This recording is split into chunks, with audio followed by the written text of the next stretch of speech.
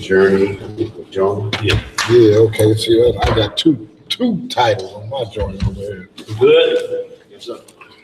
Shabbat Shalom, family. Shabbat Shalom. Yes, sir. All praise to the Most High. Long live the King. Y'all know how we do it. Look like we don't have any newcomers down here, but for our worldwide audience, Shabbat Shalom to y'all out there, family as well. Y'all know how we do it. Men uncover, women cover their heads when praying or prophesying within the assembly. 1 Corinthians 11 chapter. We turn toward Holy Jerusalem, as in Daniel chapter 6, verse 10.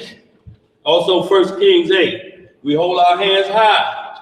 1 Timothy chapter 2, verse 8. Y'all, we get this feast day on, this holy Shabbat. We'll get it on, y'all. All praises to the Most High. Long live the King. Long live the King. We'll get this opening prayer with the Most High's permission. In the name of his beloved and only begotten Son, our Lord and Savior and uncrowned King, Yahweh Shah HaMashiach, locally known as Jesus the Christ. Reading from the book of Psalms in the 62nd chapter. And it reads, Truly, my soul waiteth upon Yah. From him cometh my salvation. He only is my rock and my salvation. He is my defense. I shall not be greatly moved. Yes. How long will ye imagine mischief against a man? Ye shall be slain, all of you. As a bowing wall shall ye be, and as a tottering fence. They only consult to cast him down from his excellency. They delight in lies. They bless with their mouth, but they curse inward. Selah. Selah. My soul, wait thou only upon Yah, for my expectation is from him. Yes. He only is my rock and my salvation. He is my defense. I shall not be moved. In Yah is my salvation and my glory.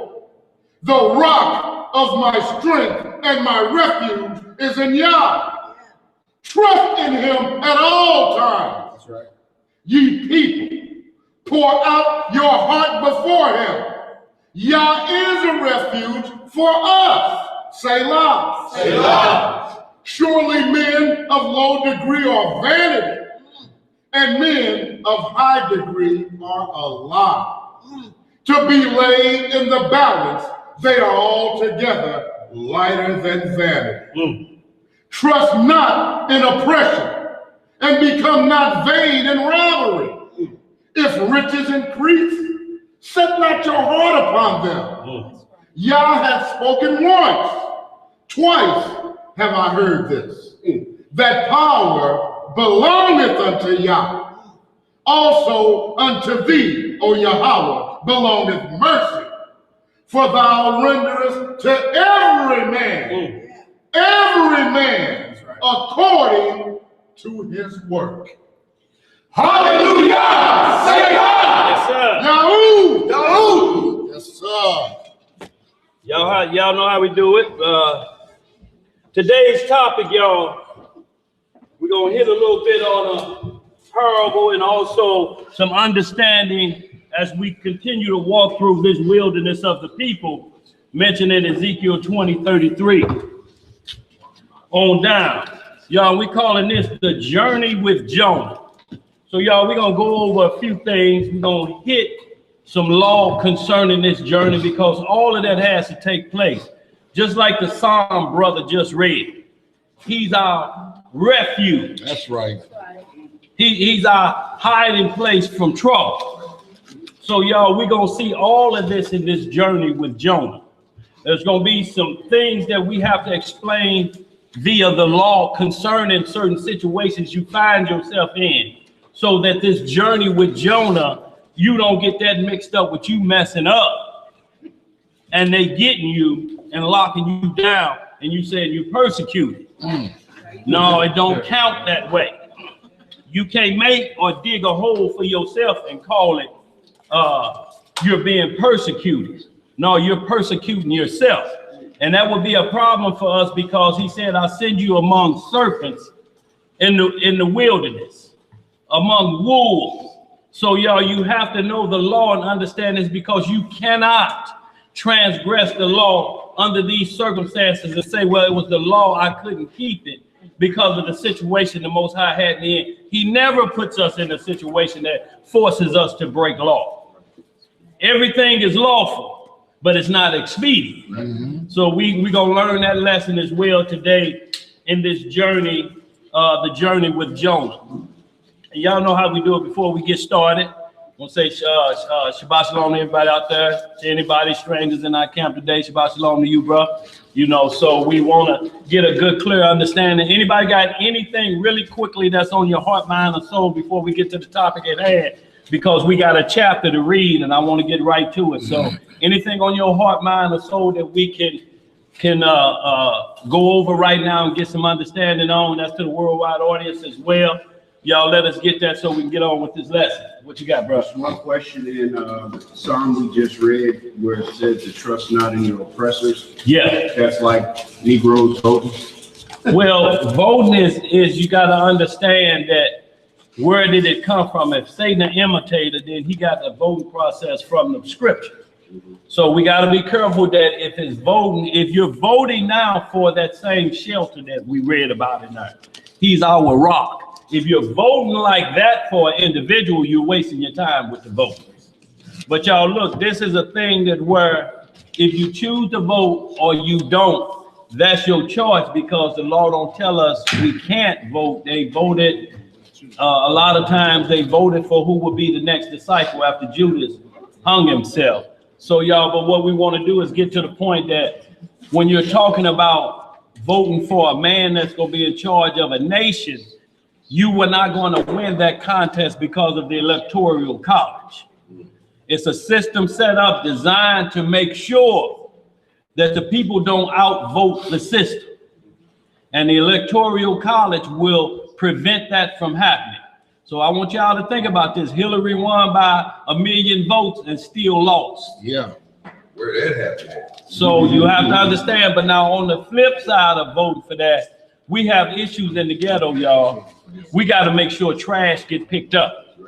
We got to make sure that any benefits that come that way to stop degradation or to put us in a position of slothfulness and living as a sluggard, y'all. We can't live like that, Shalom life, because you will start to behave that way. So y'all, that's when the vote count 1 for 1, and they tally those up per individual. So if you vote in those areas, I understand it. But if you're voting for a man that you think is going to change what prophecy already has set up, you're wasting your time. If you're doing anything that you know is wrong and you're choosing to believe a lie, you know it's not going to work. Mm-hmm. It ain't worked the last 10 times. When you keep doing something that don't work, what do they call that? Insanity. Insanity. So y'all, we don't want to take the insane path when understanding these scriptures. We want to go the right way, and we got to understand, y'all, there's going to be an alderman vote or something that say, okay, trash pick up twice a week versus 1. You throw a bunch of trash out there, that rat's coming. You can't live like that. They're going to make you start to live like that. So at those times, voting kind of hit across the board in a positive sight, so to speak, because there is some control with who get up and go out and accomplish those things. The thing I find amazing about the whole process is all these voting stickers and all these selfies creating all this contention with people, arguing back and forth. Yeah. That's ridiculous. Yeah, because a house divided will not stand. So when you got Democrats and you got Republicans, it's going to be hard for it to stand. All of it should be bipartisan. That where no matter what we believe, we got to believe on a central point. Right. And they're not getting this, y'all. This is 1863 again. This Civil War finna happen in America. Yeah. Yeah, I mean, this is the NRA against this group. Y'all seeing bombs being sent to other powerful, what we would call the heads of this nation, groups being threatened by each other. And when you understand the Civil War in 1863, and this is about to make sure that another people don't get up above this people, this is where to fight at. One side is saying we think everybody need a break. The other side is no, let's take it back to the way it used to be. That war is just like 1863. And when you understand the proclamation that Abraham Lincoln wrote about 1863, this Thanksgiving that's coming up, it has nothing to do with the Pilgrims. That was when it was 13 colonies. I'm talking about that whole, when y'all read it, and y'all have to read it, so when you make this statement about Thanksgiving, you're not giving false information. Read that document and see, do you see anything in there about the Pilgrims? About eating bread with enemies, with the Indians or anything like that. It strictly gets to the point about the Civil War and abolition. You got one side want to keep its slaves and the other side said, no, we're going to pay the price for this. And his Thanksgiving is that America didn't wipe itself out. White on white crime didn't wipe itself out. And we thank God for the sins that we committed while doing that.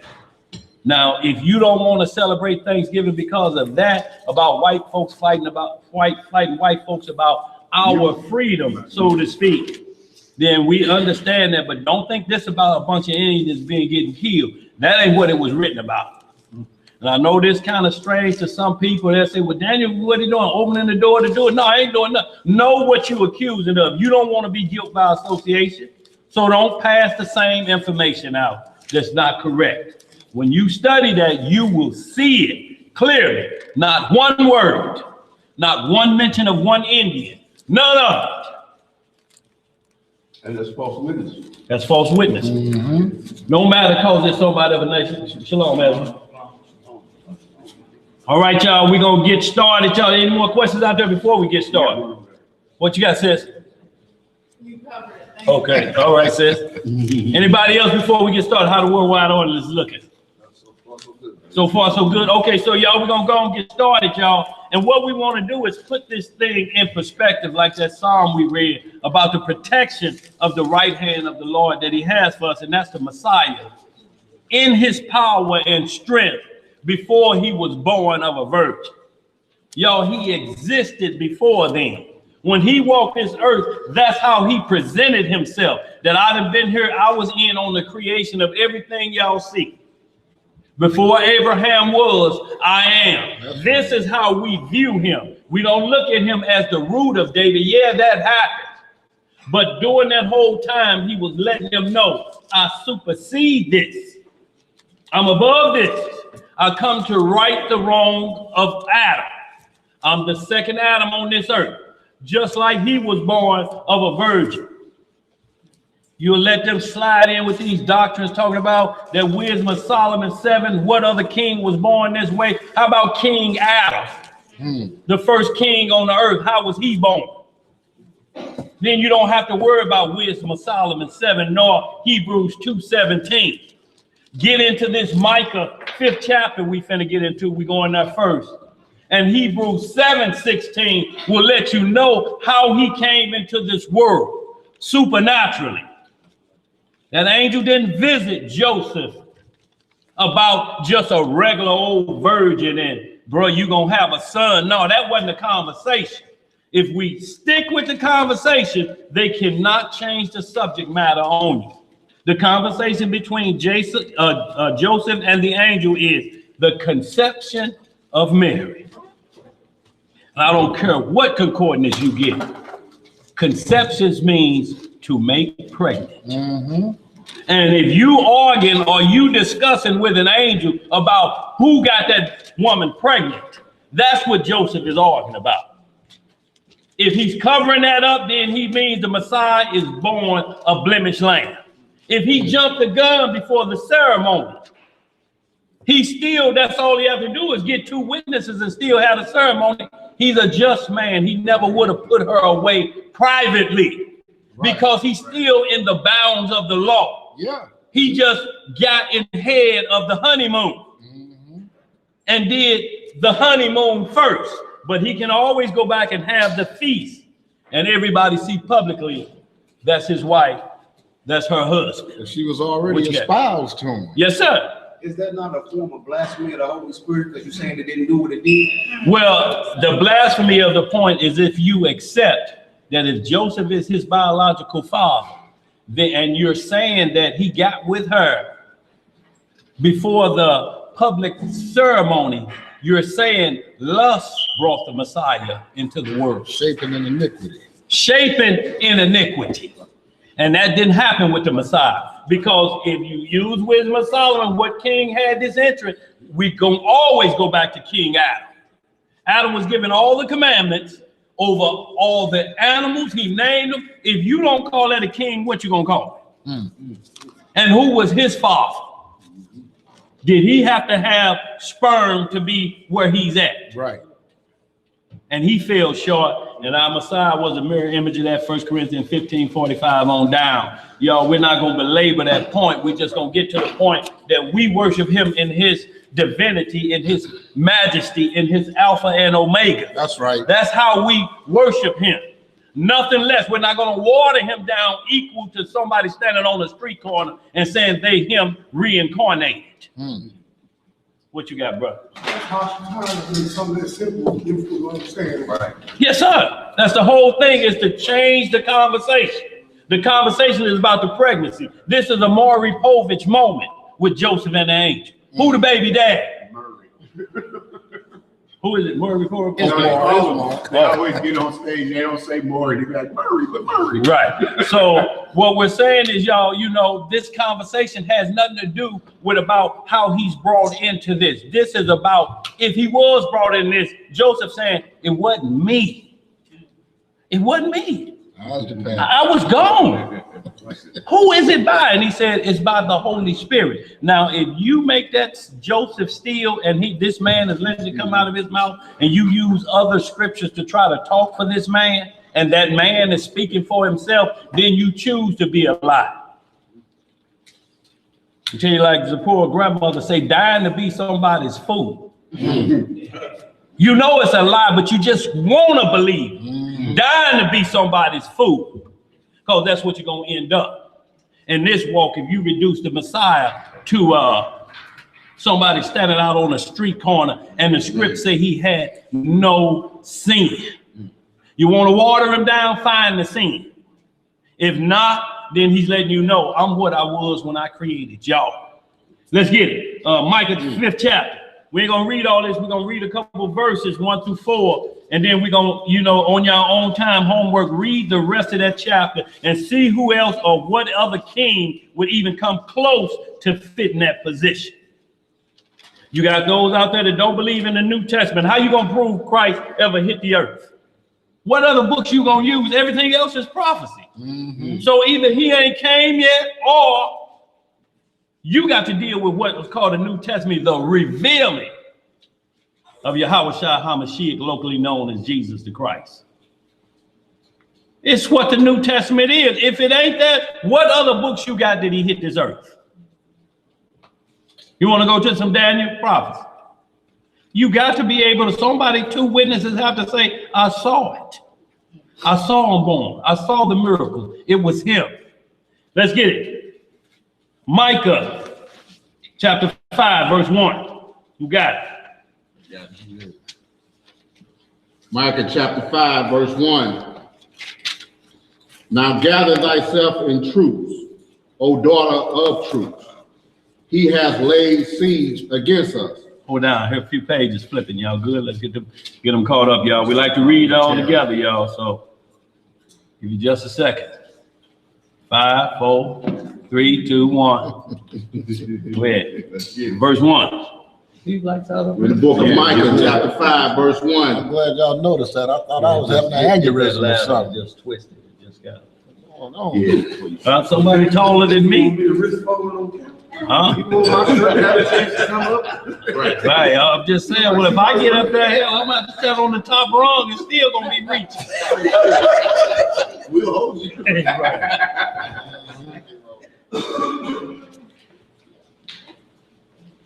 Yeah. Go ahead. Y'all gonna continue going. Go ahead, bro. All right. We're in the book of Micah, chapter 5, verse 1. Now gather thyself in troops, O daughter of truth. He hath laid siege against us. They shall smite the judge of Israel with a rod upon the cheek. See, the judge of Israel with a rod upon his cheek. This is prophetic. This is Micah talking about the coming Messiah. What's going to happen to him? Go ahead, bro. But thou, Bethlehem, Ephratah, though thou be little among the 1,000 of Judah, yet out of thee shall he come forth unto me that is to be ruler in Israel, whose going forth have been from of old. From where? From of old. From everlasting. From everlasting, y'all. This is what it's talking about. The Messiah that's to come, we can trace him back to everlasting, not just to Joseph loin. And what we don't want to do is to get in a battle and try to make righteous Joseph seem like he was at fault around here. Joseph did the right thing. I'm not going to do this. I'm not going to let a bad name be on this maiden. I got to put away private where ain't no big stink about. You don't do that if you feel you're doing a righteous thing. The angel wasn't there when he convinced him it's of the Holy Spirit. Nowhere in these writings did he say, which dwelleth within you, Joseph. So y'all ain't no need in us getting caught up in those Mars Hills debates, because this thing can't become a game show, y'all. For 10 points, Mary, what was the Messiah born? No, we can't play those games with this scripture. Time is running out. You're not going to sharpen your sword on a game show because your time will run out on you. It all boils down to Hebrews 11:1, man. Yes, sir. You gotta have faith. You got to have faith. You can believe a man was created from the dirt of the ground, but you can't believe in the virgin birth. Yeah, look, you believe the world is populated by 8 people getting on this side of the water. This seemed too great. Right. All right, sir. Okay. It's that word getting to a boy. Let's get it. Where we at? And it says he's coming out of Bethlehem. That's where he was born. Go ahead. Verse 3. What it say? Therefore will he give them up until the time that she which travaileth hath brought forth. Then the remnant of his brethren shall return unto the children of Israel. See, y'all read the rest of that, y'all. The whole thing. And when you get to the final verse of this chapter, you're going to know this talking about the Messiah. So as we establish in this journey of Jonah, what we're establishing is who is protecting him as he's going through the command of the Lord to go tell a nation. That bro did a good class, y'all, last week on Sodom. Got deep into that. This was Sodom again, coming up again. And the Messiah told them, go get them, straighten them out. They starting to get extremely wicked. We're about to see the annihilation of Sodom too. He had to get prepared for that, y'all. You go to a people, how you gonna go to a people and tell them to stop it? They in the Freaknik, it's full, it's 3 hours in. You think you can just walk in there, stop it, stop it. Showers for everybody. Yeah. Right. So y'all, let's get that 1 Peter chapter 2. You want that 4? Y'all go hit verse 4. Yeah, go ahead, bro. And he shall stand and feed in the strength of the Lord. Yeah. In the majesty of the name of the Lord his God. That's right. And they shall abide, for now shall he be great unto the ends of the earth. See, and that's great unto the ends of the earth. And we're talking about his beginning. He's with his Father in the beginning. He's the first creation of all creation. After that, he's in on whatever else got created. We're not going to water this down to he was brought into this earth by a roll in the hay. This is when you teach that doctrine. If Joseph could rise up now, he'll slap him like the Three Stooges. You know how Mo used to slap all 3 of them? Everybody that's teaching that doctrine, he'll go just like this. Y'all heard my conversation with the angel. Wasn't nary a thing in there about me getting Mary pregnant. For it said, and he knew her not. How is that unless you convince somebody that shouldn't be in there? or don't believe your lying eyes. That ain't supposed to be there. If you believe what they say, once again, you're dying to be somebody's fool. 1 Peter chapter 2. We're going to establish this, y'all. Then we're getting into the book of Jonah chapter 1. Y'all, we're going to see, we're going to stop, we're going to break down some things because it's things happening in this wilderness to Jonah that the law applies to, that people are charging Jonah with. The Lord must have sent, he must be a mark. That's what a mark was. He got the mark of Cain on him. Look, the storms wouldn't be doing this. They want this murderer or whoever he is. We'll get to the stories, y'all, and y'all understand that, but there's law that governs that behavior. And y'all, every step we have to know what the law is concerning where you find yourself at, because we cannot, under no circumstance, freely transgress the law of the Most High, because that's called what? If you transgress the law, is what? Sin. Yo, we're trying to go the other way. Let's read 1 Peter chapter 2. Start about verse 21. Is that good? 21. You at 22. Yeah. We're at 20? Yeah, 20. 20. So you're 20. Yes, sir.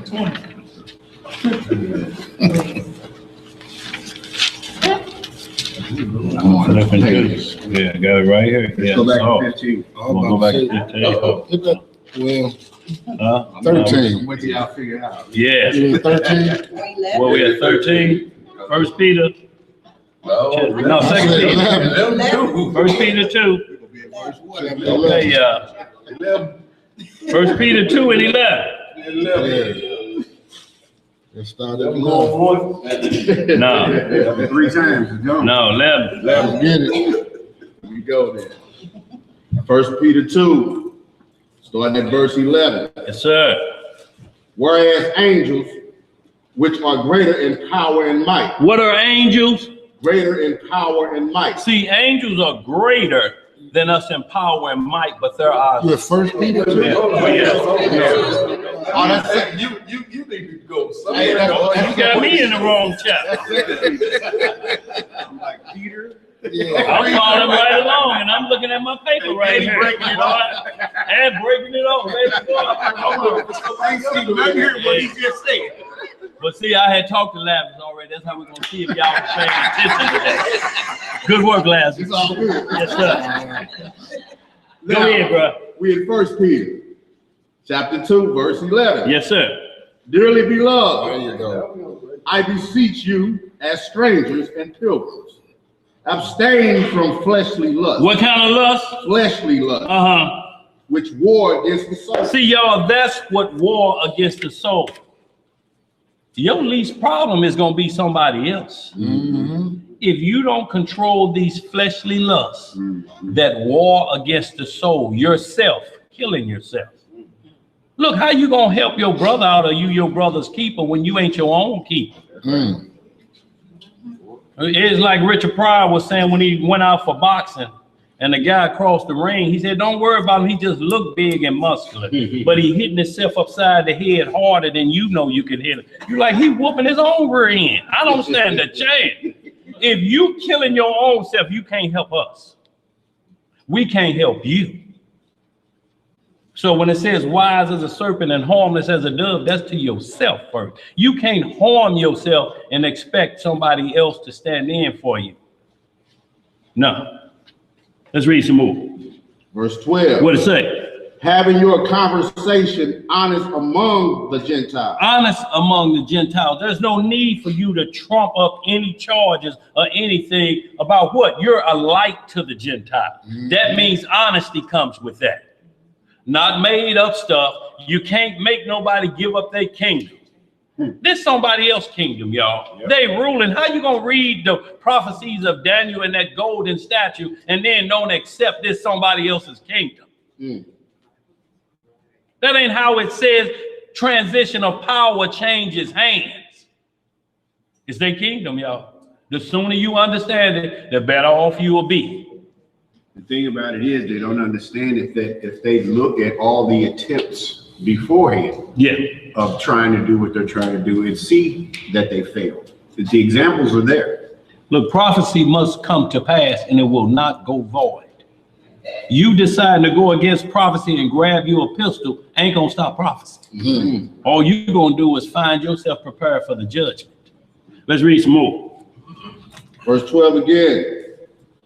Having your conversation honest among the Gentiles, that whereas they speak against you as evildoers, they may by your good works, which they shall behold, glorify God in the day of visitation. See, you don't have to promote like that. If you promote the gospel, that's what they're gonna report. Mm-hmm.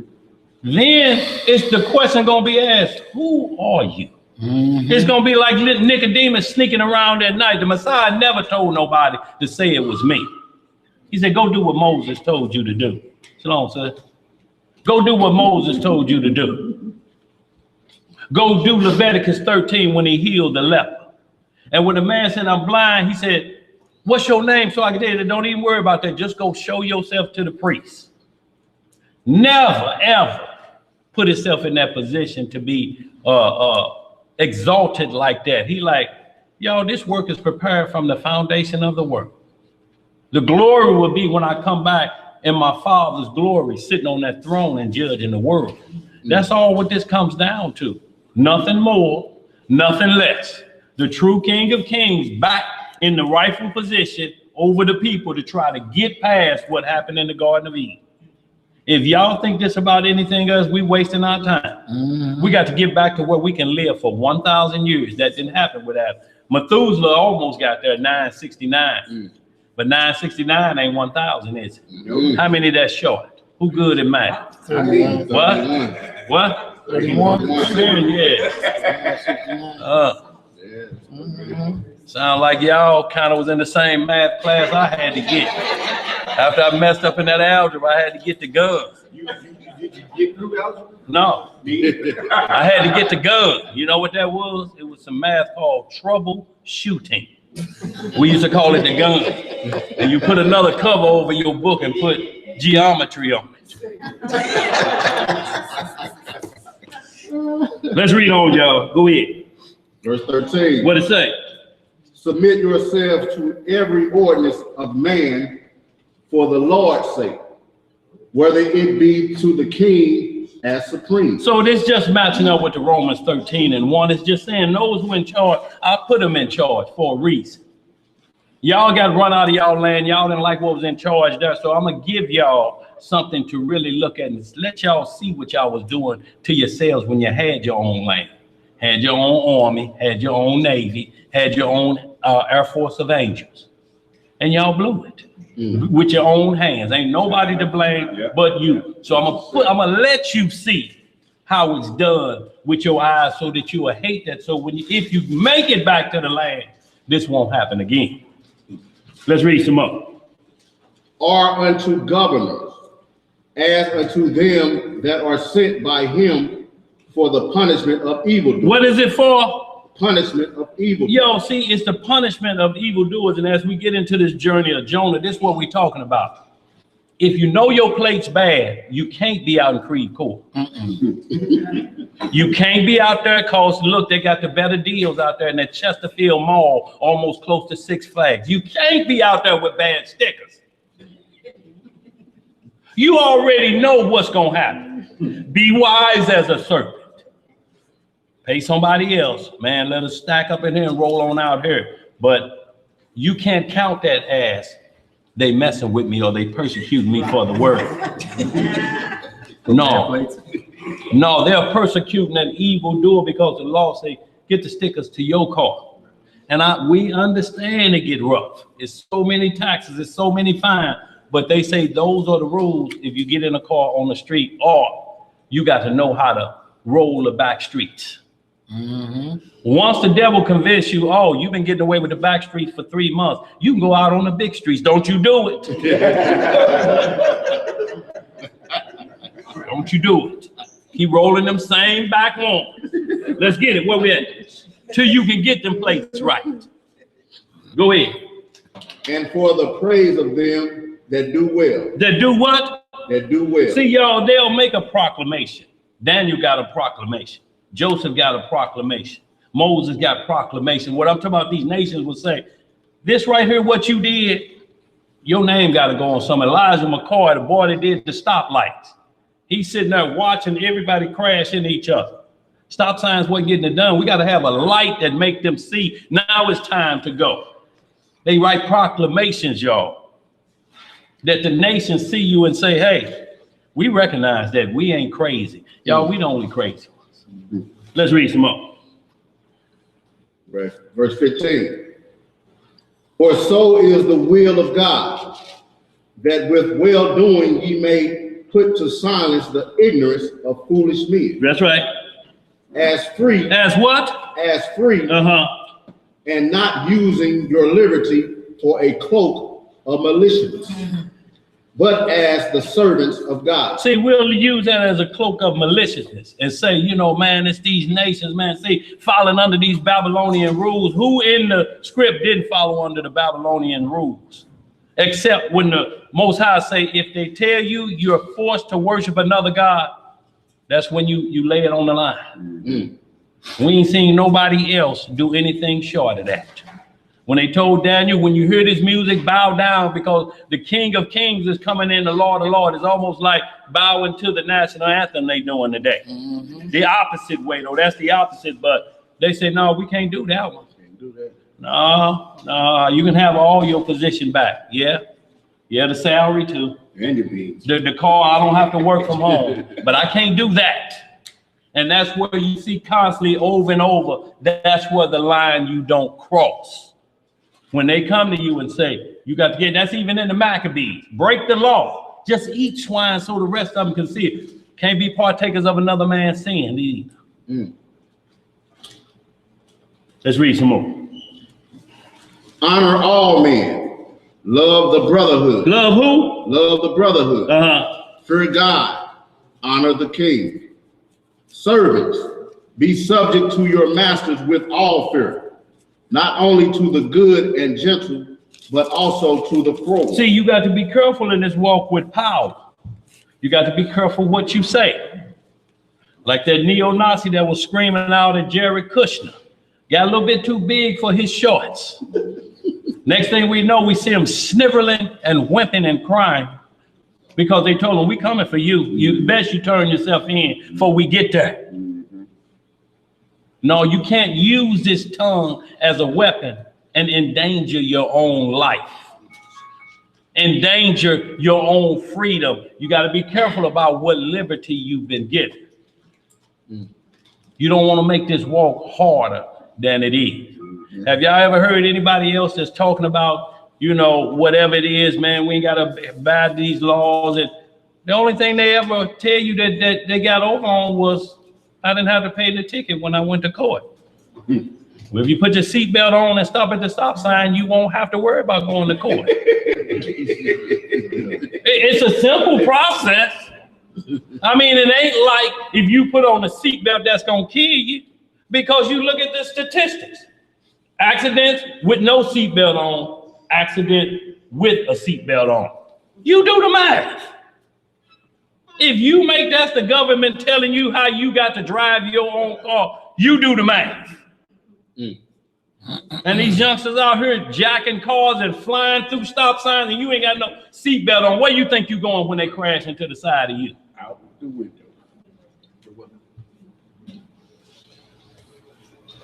Yeah, you Superman, all right. Go ahead. For this is thankworthy. If a man for conscience towards God endure grief, suffering wrongfully. Suffering what? Wrongfully. For what glory is it, if when ye be buffeted for your faults, ye shall take it patiently. But if when ye do well and suffer for it, ye take it patiently. This is acceptable with God. See, so when he started verse 20, he said, for what glory is it when ye be buffeted for your faults? See, if you're getting buffeted for your faults, how you gonna glory behind that? You did that. If you in a courthouse because you got jury duty and you scratch Yeshua on the back of a bench and they catch you and you say they persecuted me for the name of the Lord, you fooling yourself. For destroying their property. Destroying property, that's what that is. You finna go on papers or do some highway cleanup. Something they finna punish you about. But they ain't persecuting you for the right in the name of the Lord. That's an actual story. That's it. You see why most. Let's read some more.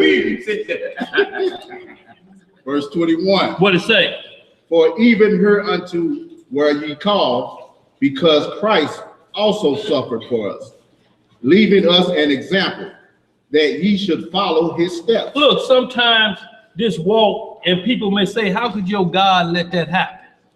Why would he let that happen to you and you following him like that? He told me that would happen to me when I joined up, when I got into Sirach 2. When it said, if you come to serve the Lord, prepare your heart for temptation. You're preparing your heart, not for the temptation of the devil, but the trials and tribulations of the Lord, where you know, I'm examining myself. Hey, broke the law. The Lord is trying me right now. The devil on my heels. But if you got the pistol to the grocery store robbery and they beating on the door, no, you're not beaten, tried or tempted by the Lord.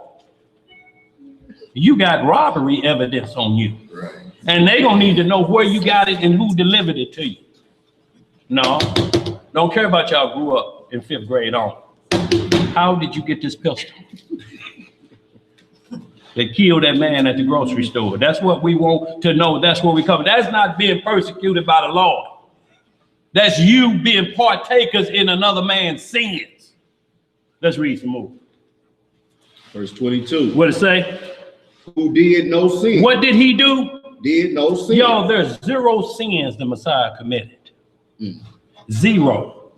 All of them non-messianics believers or those who don't believe, all you have to do is find one transgression, and it takes the Messiah off the table.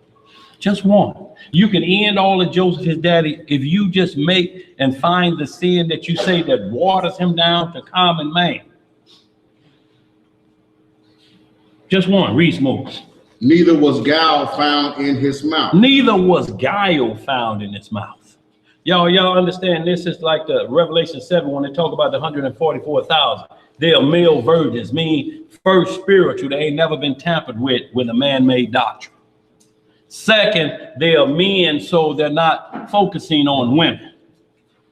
They're not defiled as spiritual eunuchs. Possibly. Not defiled by women. Look, and defiled don't mean you're dirty or nothing. What it means is that today under the law, according to the law, Leviticus 15, if you have sexual relationships, you're unclean to eat. Unclean. Let's get that understood. These 144,000 taken from men amongst the earth are void of this. The Messiah was void of that. Paul, after the road to Damascus, was void of that. Let's read some more. Who, when he was reviled not again. That's right. When he suffered, he threatened not, but committed himself to him that judgeth righteously. Who his own self bare our sins in his own body on the tree, that we, being dead to sins. Being dead to what? Being dead to sins, should live unto righteousness, by whose stripes ye were healed. Verse 25. For ye were as sheep going astray, but are now returned unto the shepherd and bishop of your soul. Yo, this is what we talk about, the bishop of our soul. If it's anybody else, if you hear anybody else bringing you back into the order of Aaron, you have lost it. Look, Hebrews 6 ain't just talking about you come out of the Christian church and then find out you're an Israelite and you go back to the church. It's talking about you believing Joseph is the daddy. You done went backwards too. Because you're bringing it back down to a schoolmaster in a different order. You only see him born of a virgin. You don't see this Micah 5.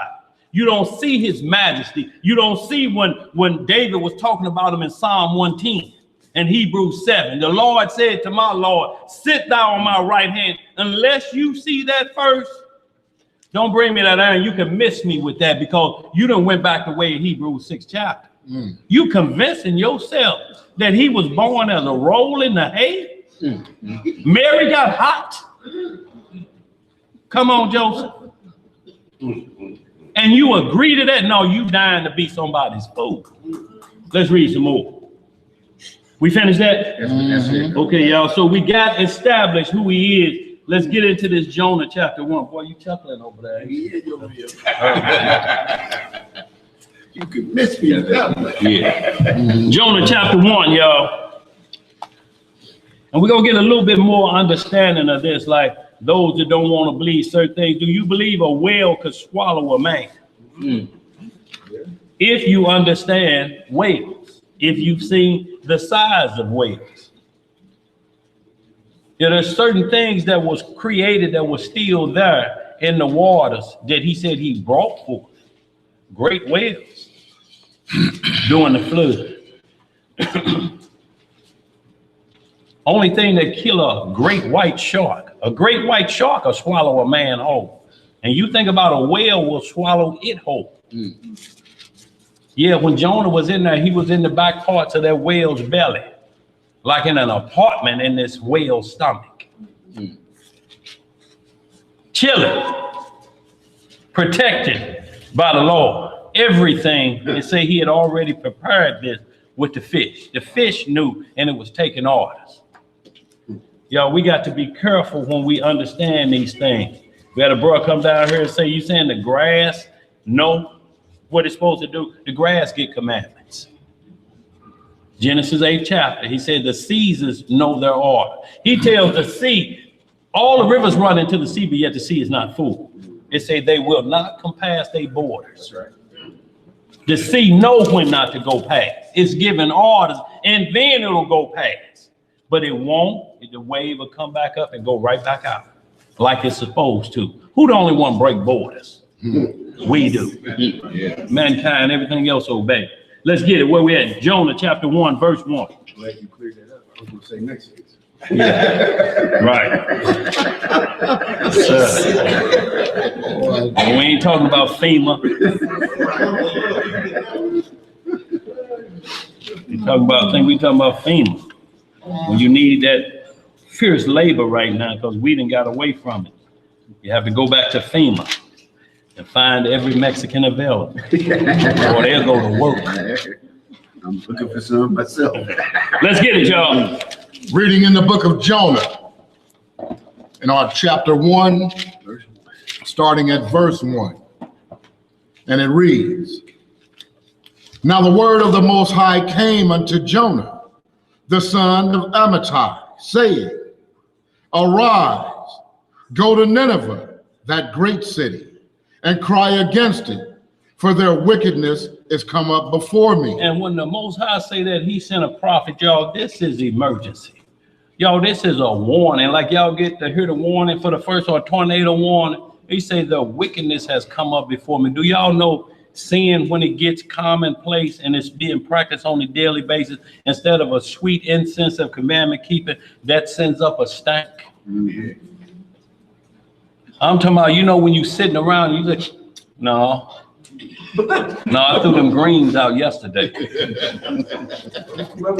Something else stank around her. You do something? Right. Let's get it. Where we at? Verse 3. But Jonah rose up to flee unto Tarshish from the presence of the Most High, and went down to Joppa, and he found a ship going to Tarshish. So he paid the fare thereof, and went down into it, to go with them unto Tarshish from the presence of the Most High. So he running like Adam. See, the Lord used to talk to Adam every day. Don't mean he was in the garden. They could communicate one to another, and he had to look for Adam. He never had to do that.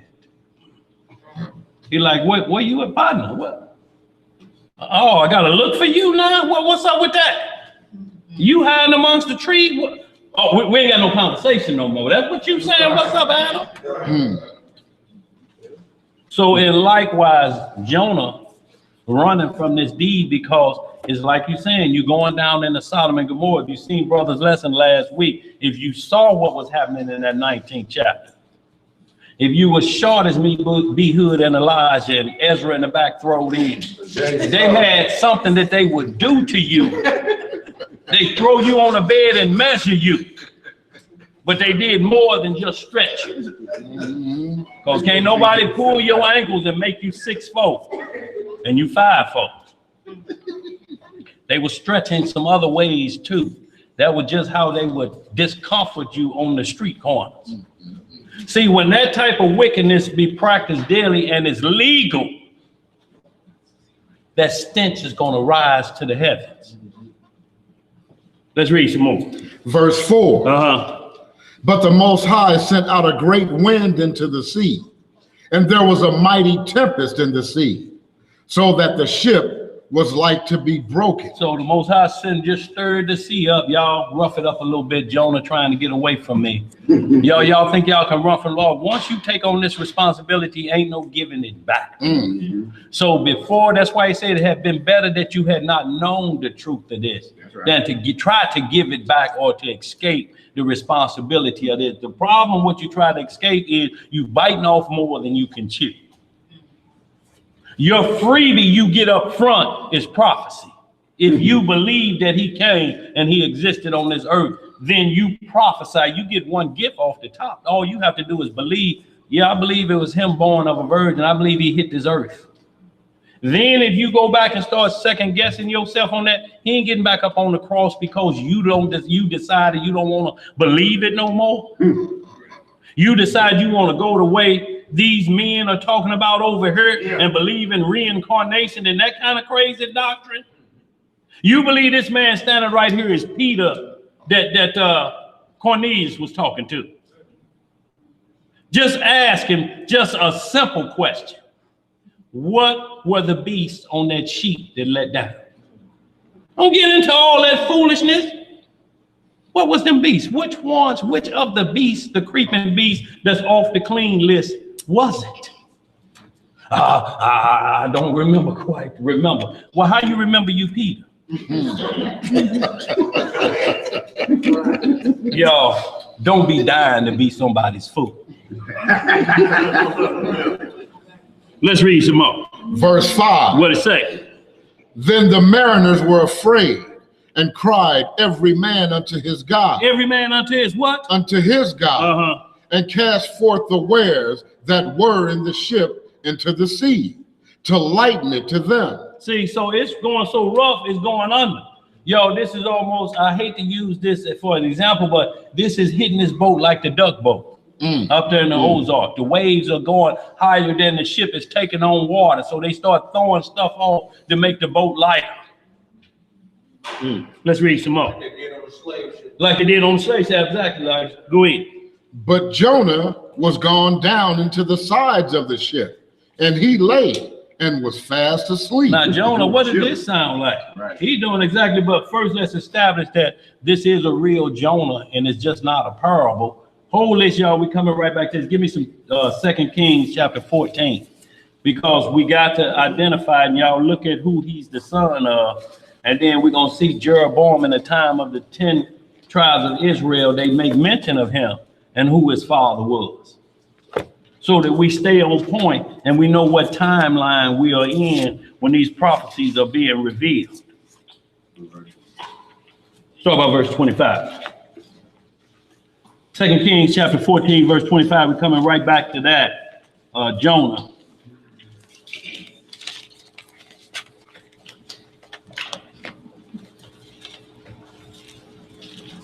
Y'all see this shirt this morning? Jake said, this ain't no easy walk, but it's not grievous, y'all. It's not a burden. How do you think when he say enjoy the fruits of your labor? What do y'all think that means? If you're laboring, then you're keeping the Sabbath, because 6 days a man should do what? Work. And the 7 days labor, but you have to enjoy that. Some people say, well, they laugh a lot. But if anybody asks a question, we call short. See, we're not laughing and mocking and can't answer. We're enjoying the fruits. This ain't no miserable. This is not a miserable life. Once you understand why you here and what you got coming, you just look forward to getting out, like looking forward to graduate. But there's a walk you have to go through. You got to get your credits. Anybody that they let walk, you couldn't show that diploma. You know why? Because it wasn't nothing on it. Yours just rolled up. But don't you untie that shit. Grandma, wait a minute. I didn't get my credits, they pushed me through. See, when I was in grade school, and I'm not, just saying like my birth certificate wrote on a rock, but you couldn't pass if you didn't pass the test. I'm talking about it was people in the second grade with me had a full mustache and beard. I'm talking about had licenses going to the third grade. They didn't promote you. It wasn't about the money for the school system. We had a 16-year-old in 8th grade with his driver's license. Boy, We still in junior high. he buying liquor legally for the prom.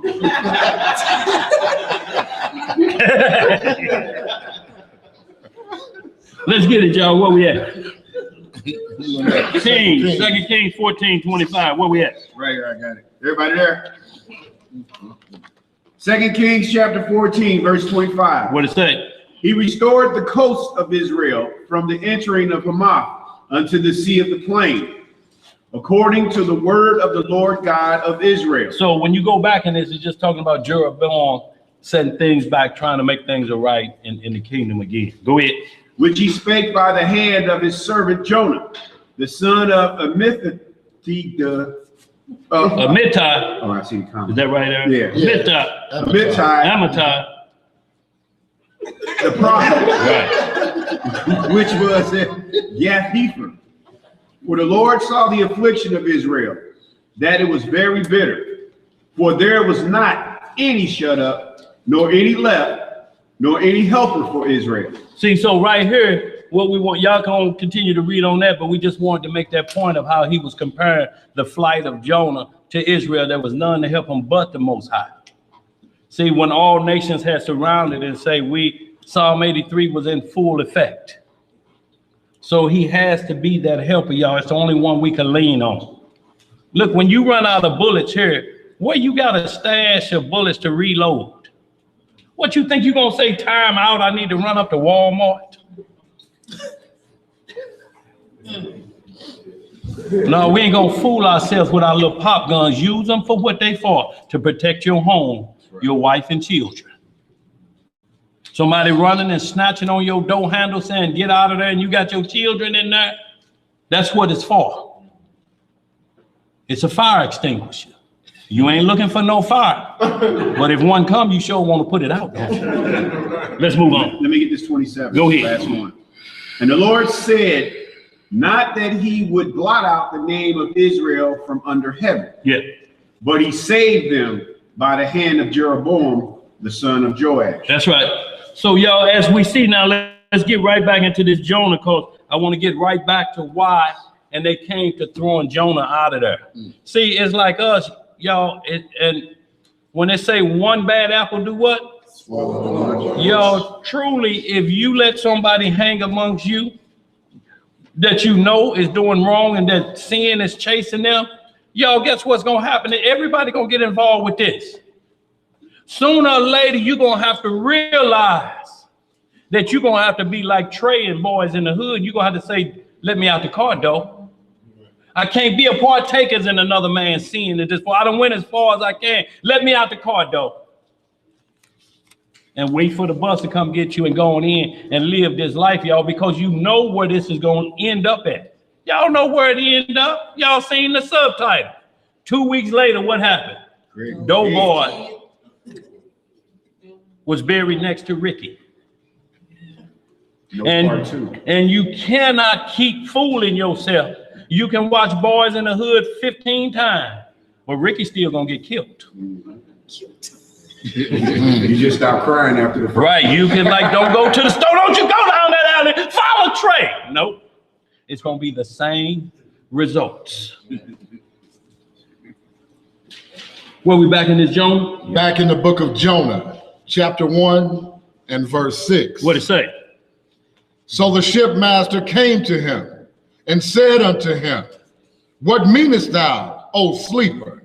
Arise, call upon thy Elohim, if so be that Yah will think upon us, that we perish not. See, so what they're saying is, look, all the gods that we worship, y'all think about this.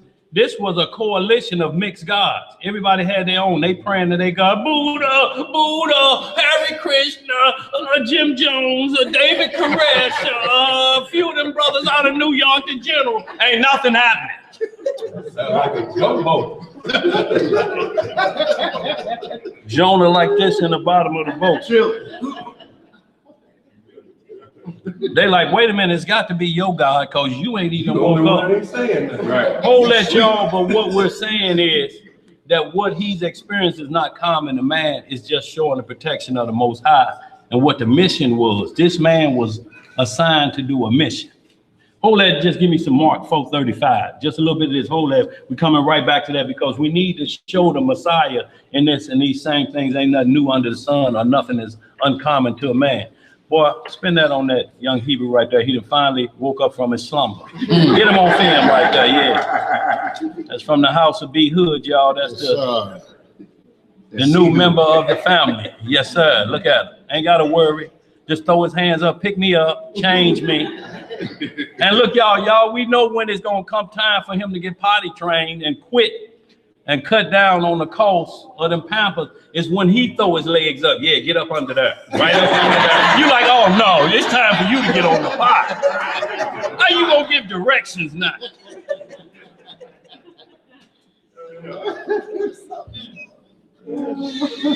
That's right.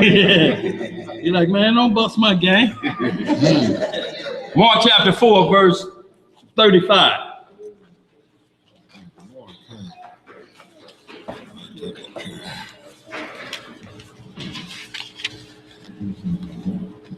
Everybody there? Y'all can back that also up in, like, say, Matthew 8:23 and say the same thing. But we want to get some understanding and we can see these things. Y'all, because it was a law at this time, it was known among Israel and amongst the other nations. If something was happening everywhere you go, it's like they say a black cloud is following you. This is where they get that understanding from. Slip rock, it's a black cloud following you. You done made the Lord mad. You have the mark of Cain on you. You're a vagabond. Canaan has 666 put on him and one turn white, all that. It's evil following you continually. That you will. Yeah, I mean, it's like Lot eschewed evil, say, get away from me, evil. This, when you get the mark of Cain, evil finds you. It's like, man, we heard you looking for us. We ready to play. Let's get some more. Where we at? Mark chapter 4, verse 35. What it say? And the same day, when the even was come, he saith unto them, let us pass over into the other side, unto the other side. And when they had sent away the multitude, that they took him even as he was in the ship. And there were also with him other little ships. And there arose a great storm of wind, and the waves beat into the ship, so that it was now full. So y'all picturing, y'all, and I don't want to give this image, y'all, that was a terrible situation that happened. But when y'all saw the film of waves taking on the ship, you get a visual of what this is saying, because it's a living book. This ain't just a story book. These are actual events happening. Let's read some more. 38. And he was in the hinder part of the ship, asleep on a pillow. Asleep on a pillow. Now, y'all figuring this boat rumbling like the Screaming Eagle out of Six Flags. And he napping. Let's read some more. And they awake him and say unto him, Master, carest thou not that we perish? You see what he's saying? Now, this is the flip side of what happened for Jonah. Shalom, y'all. They asking, Master, you don't care nothing about us. How you just gonna sleep like that? You see this water up to our kneecaps. Let's read some more. Verse 39. And he arose and rebuked the wind and said unto the sea, Peace, be still. And the wind ceases, and there was a great calm. And he said unto them, Why are ye so fearful? Why are you so what? So fearful. how is it that ye have no faith? Y'all have no faith, y'all. We could just stop the danger just coming to us if it's just that faith that's here. If just a faith of a mustard seed. A mustard seed is so small out of all the seeds, but it bloomed big.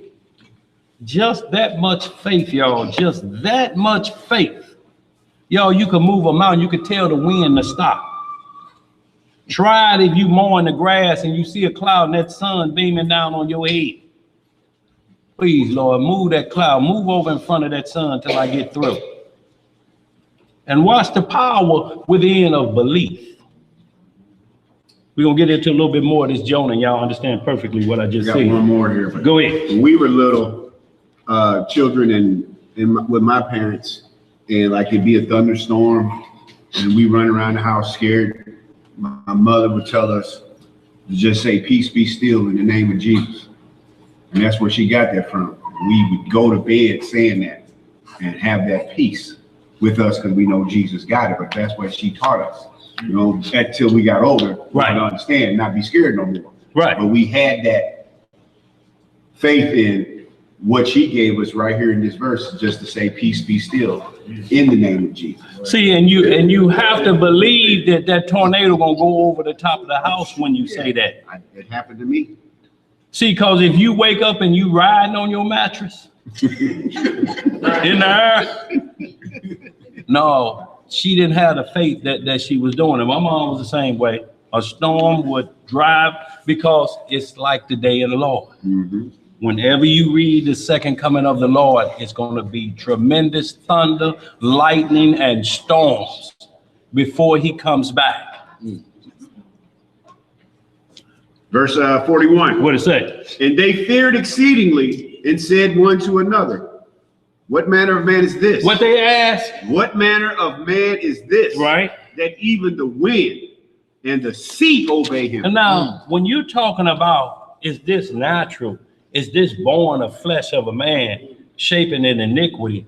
What manner of man is this? When you get up and you young, peace be still. And go right back to sleep. They looking like this and looking at the sea and it's smooth. Look like ice. Mm-hmm. No movement in it. And they looking at each other.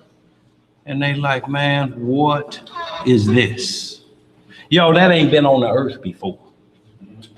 Don't let nobody convince you that it's less than that. Let's read some more. Did we finish that? We finished that. Okay, so we can hold that Matthew 8:23, do the same thing. I just want to bring that back. Let's get right back into Jonah, y'all. We're going to finish up on time today. Okay. Okay. I'm watching my minute marks. Back in the book of Jonah, chapter 1 and verse 7. And they said, everyone to his fellow, "Come and let us cast lots." What are they doing? Let us cast lots. What is casting lots, y'all? Shake them up. That's gambling. Baby. That's gambling. It's almost a system of voting. It's the same thing. You cast lots. If they fall this way, then this the side we're going to go on. It wasn't no, 2 out of the 3 are the best, this and that. Let's read some more. That we may know for whose cause this evil is upon us. So they cast lots, and the lot fell upon Jonah. See, so y'all, there's systems of casting lots. When you read about Urim and Thummim, was it this process that was taking place? This is the same process that the priest would do with Urim and Thummim and casting of lots. It would determine who the Lord's saying or point out to who is this evil following if that was the case. See, y'all, there was rules in that because of what was set forth from the land, even going back way to Cain, that if somebody did something wrong, there's certain, you had to have a refuge in Israel until that trial came up. You just couldn't put them back into population because somebody don't believe it was self-defense and they want to kill them. So we had places in Israel what was of refuge for these type of situations to see how the situation was being governed. But like Paul, the same thing, they said, Paul must be a murderer. because it's the only way the elements chase murderers. The elements chase you. So this is going beyond man when the elements chase you. You like, he escaped all of 3-6 Mafia. All of, what's some of them mob members? The Gambino boys. But guess what, y'all? Raging Rivers killed him. How? A bear out in the woods was depositing him. Well, how'd you like to be a part of that joke? Can a bear in the woods? And it's you. Like Geronimo, he survived all of them seas from the government, but died in a trough from being drunk. Y'all see that? Geronimo. All of the attacks of the United States Army attacking. But they got them with what they started off with the rest of them, that fire water, which they couldn't handle. It ain't been on record. They still can't handle it. All that he fell off as far as drunk into a water trough and died from pneumonia. With that fire water.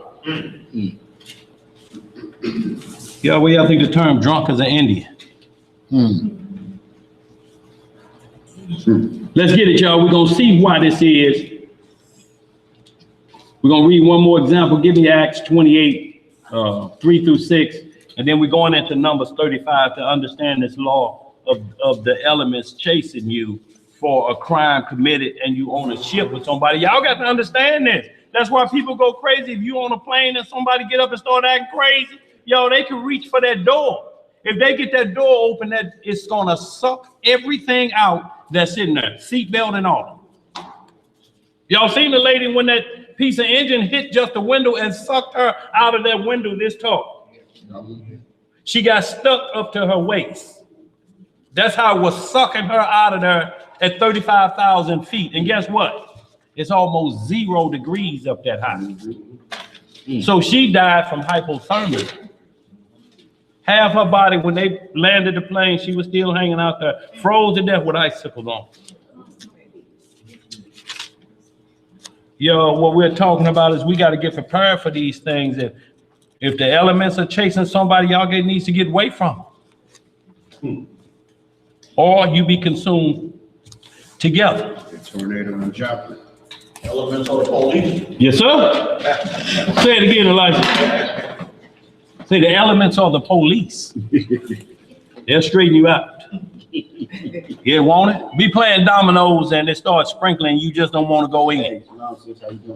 Soon as that real thunder hit, boom, boom, boom. You're packing it up, don't you? Get them kids, put them in the car. Yeah, or everybody go to bed. Everybody go to bed. Get in the bed, turn that TV off. That's how it was when a storm comes. Shut down the house. Acts 28. Go to bed. Right. And boy, they're talking about 3:30 in the afternoon in the summertime. Get in the bed. Stay in there till the storm over. You done with that Jonah? You going back? No, we're going back to that Jonah. We're going to read all 3 chapters of them Jonahs today. 4 chapters. Acts chapter 28. Yo, this is just showing Paul in the same situation. And we'll see again that where the same understanding that have to be dealt with and understanding the law, how to deal with this situation, but not bearing false witness at the same time or who this individual may be. Y'all, it may be a prophecy coming to pass that we have to carefully watch and monitor and just not throw a label on somebody and say these things are happening. Could be supernatural coming. Let's get it. Where we at? Acts chapter 28, verses 3-6. Well, you can start at verse 1. Go ahead, verse 1. We only just read the first 2 verses. All right. Verse 1. And when they were escaped, then they knew that the island was called Melita. So this is when you read the previous chapter, you'll see that they were getting away from a situation. All of them had boarded this ship and they were escaping the same way Jonah. Go ahead. And the barbarous people showed us no little kindness. So the barbarous people that when they finally landed the ship, what is a barbarian? It means he's void of the law of the Most High, spiritually, so to speak. But under natural law, they understand certain things. They know when things grow, they're just not spiritually up here. So you consider the barbarian at that point. Carnal law is ruling. You haven't elevated to the supernatural or the spiritual conscious level. Go ahead, bro. Verse 2 again. No, read that again. Verse 2 again. And the barbarous people showed us no little kindness, for they kindled a fire and received us every one because of the present rain and because of the cold. Now, how that's written may make you wonder, what is this saying? It said the barbarians showed us no little kindness. What's the flip side of no little kindness? Great kindness. But great kindness or big kindness. And it's saying it's a people, if you talk about a barbarian that don't know what fire is or scratching their rear end, they showed us no little kindness because they built a fire for us, they kept the cold off us, and shelter, they kept the rain off us. We coming out of the sea and it's cold. They showed us no little kindness. That's big kindness, ain't it? Yeah. Because you ain't standing around freezing, but the Bible writes like that. Make you shake your head and look at it again. Read some more. Verse 3. What it say? And when Paul had gathered a bundle of sticks, I was listening to them. Hold on, where we at? 3, yeah. And when Paul had gathered a bundle of sticks and laid them on the fire, there came a viper out of the heat and fastened on his hand. So this is a viper that came out of the stick. So this is a poisonous snake, codmouth, a water moccasin. What's more than poison? You know, Viper. Vipers. And it say it latched on his hand. It latched on his hand. Read some more. 4. Okay. And when the barbarians saw the venomous beast hang on his hand, they said among themselves, no doubt this man is a murderer. What is this man? A murderer. What made them think that he was a murderer? Because that snake grabbed onto his hand. 1, they was shipwrecked. He escaped the sea. 2, when he go get the wood, out of all us getting wood, and then we'd already built a fire, he go get wood, then a viper grab his hand. They're like, oh, okay.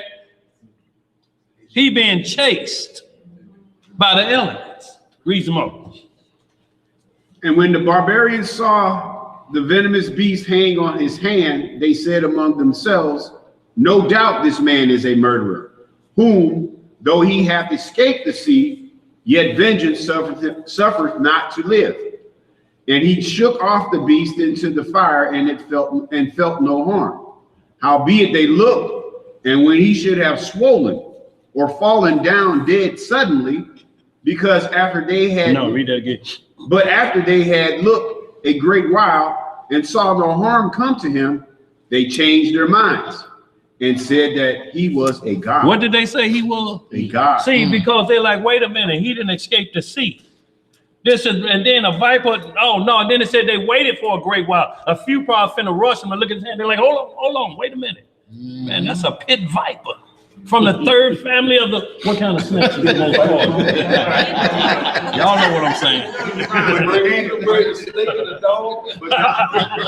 Look, boy, I'm talking about dangerous vipers, boy. But see, the one key part to this about it is that when they say that the serpent bit him, it lashed onto his hand. He shook it off like it was nothing. Yeah. See, that was what was so amazing to them, is because they know the type of snake that it was. That's why they waited. He gonna drop dead 30 seconds. or he gonna die in just a few minutes, but his hands gonna swell up.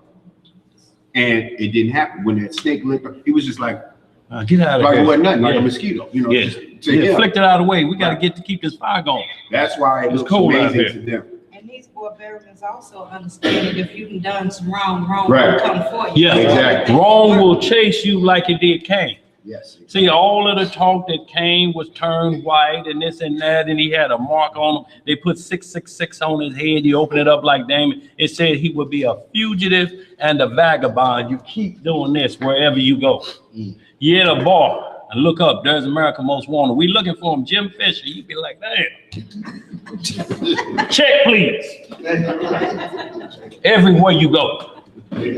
Let's get into some Numbers 35, y'all. We're going to understand this law, and then we're going to get back into Jonah. Once we understand the law of how this working, then we full with understanding on what Jonah was facing. So that if he's breaking the law doing this walk when the Most High give you order, or is he showing you the refuge that he had them set up as a city for these type of situations? Because family will kill you. You kill somebody's family, they don't want to hear nothing about wait till we go to trial. You had to go to the place of refuge. You get family members, 20 of them strong and all of them crazy. 18 of them just got out the pen. Numbers chapter 35. Start about verse 9. Numbers chapter 35, verse 9. Hold on, how we looking, y'all? Yeah, we're gonna roll right through this. We ain't got that many more, but we're gonna get a good understanding today of that, just not with some man in a fish belly and you, oh, it sounds like Aesop fables. No, y'all, these were supernatural events that's happening on earth. When he tell you, I say, go give them another chance. Go tell them they got one more chance to do right before I send my wrath on them. That's a merciful God. Then you understand Sirach chapter 2 in the Apocrypha all the way 1 through 18 when it says his majesty matches his mercy. They're equal. He's going to give enough mercy before his majesty and his power come and judge a matter fair. No, he don't play favorites. He don't show favorites to nobody because he put his son to death. So what he care about you, fat mouth and mad? Your son been robbing people and carjacking since he was in kindergarten. Carjacking the car in the class with the shorties. Get out of here. Leave your sippy cup. Hey. Been like that up since they do it. During the time when one committed sin, then they put all the whole family to death. Yeah, look, if they had to get that out of there, they had to get that out of there, y'all. Israel, y'all, we had to keep evil away from us, y'all, because all it takes, a little what? Do what? Y'all, you cannot let it in. A disobedient child will be stoned to death. Sure would. Yeah. They'd be like, oh, you can't get them together, huh? We will. See, and that was before the school system now where they can, only thing they threaten you if they miss so many days because they're getting paid for the number of days that they show up to school now. They punish you, but it don't mean nothing because it's just about the dollar. When we was coming up, you missed days, you just failed that class and you will be a grown man sitting in the second grade. And they had the real Board of Education. Right. Some of them had a bunch of I'm talking about that board with them 6 holes in it when the principal would get you, Miss Morgan, pow, and it sucked to you. Pow, and you try to go back in your class. She didn't get me. Why them tears in the corner of your eyes? Well, you had so many of them, you remember her name? Boy, the Board of Education, Miss Morgan didn't play. You remember the teacher's name? The principal made herbs dynamically. Let's get it, y'all. Numbers 35 and 9. Numbers chapter 35, verse 9. Y'all, and it's gonna get us some good understanding on too when we understand a murderer. When the script say thou shalt not kill in Exodus 20, killing, there's 100 ways to kill. There's manslaughter, there's vehicular homicide, there's driving drunk and kill somebody, there's self-defense, there's y'all just get into a scrap on at that and then have to be weighed out, and then there's murder, the shedding of innocent blood. See, and that's what they said in both cases of Jonah and Paul, the murderers. The elements are chasing them. See, that lets you know that these elements know and take a commandment from God. If he try to escape, toss him around, flip him upside down. He won't find a haven on you and then broke my laws and run. That lets you know that these elements know and take a commandment from God. That's right down there. Yeah. You know how to work that thing? No, the volume was going up instead of down. Boy, you got some poltergeist on you going, ain't it, boy? ADD or something. Let's get it, y'all. 35 and 9, Numbers chapter 35, verse 9. What it say? And Elohim spake unto Moses, saying, speak unto the children of Israel, and say unto them, when ye become over Jordan, into the land of Canaan. Then ye shall appoint you cities to be cities of refuge for you, that the slayer may flee thither. That the slayer may do what? Flee thither. See, go ahead. Which killeth any person at unaware. See, that the slayer, before we move this to murder or whatever self-defense, there has to be a place of refuge till we can get all of the facts of this. There has to be a spot that where when the mob is after them, you know, like the mob back in the day, boy, if they thought a brother killed a white man, they would come to the jail and the sheriff would be looking back. Hold on, y'all, here the keys is. I'm sorry, sir, but they coming. They would storm the jail. All the Westerns. And they would execute vengeance right there in the jailhouse. No court, no jury, no nothing. You were sentenced right then.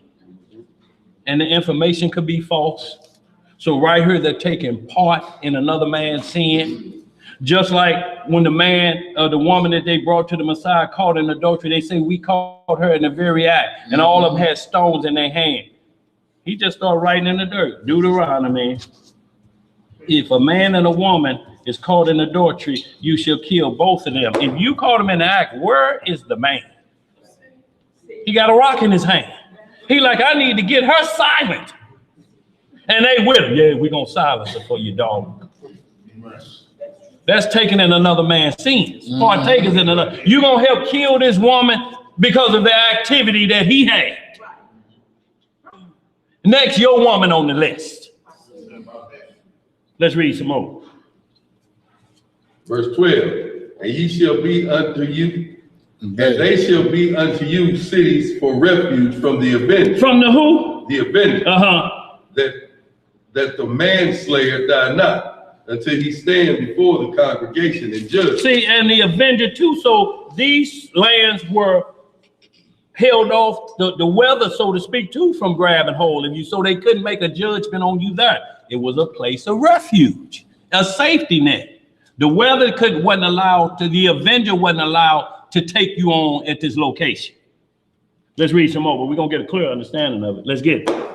And of these cities, which ye shall give 6 cities, shall ye have for refuge.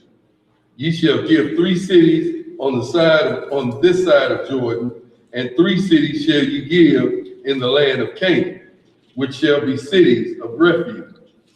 The 6 cities shall be a refuge, both for the children of Israel and for the stranger. And for who? And for the stranger, and for the sojourner among them, that everyone that killeth any person unaware may flee thither. See, so this is saying unawares. You don't know this happened. Some things happen that where you find out things, but people don't believe it went down that way. So there had to be a safety zone for you, because death is what death do. I don't care how bad a person was, everybody want them to go to heaven. You see the hollering and crying, this boy been carjacking since the 2nd grade. The pastor had to go all the way back to when he was baptized. Yeah, he gave his life unto Christ at an early age. He was baptized at 5 and been crazy ever since. This 5 years old, he below the age of accountability at this point. He can't let loose life from himself. He's 5 years old. He's not to be counted amongst this. But this the only thing you could, when the preacher, when did he give his life to Christ? Well, he got baptized. Ain't nothing after that. No, he been robbing and jacking since about then. Since about then. Right.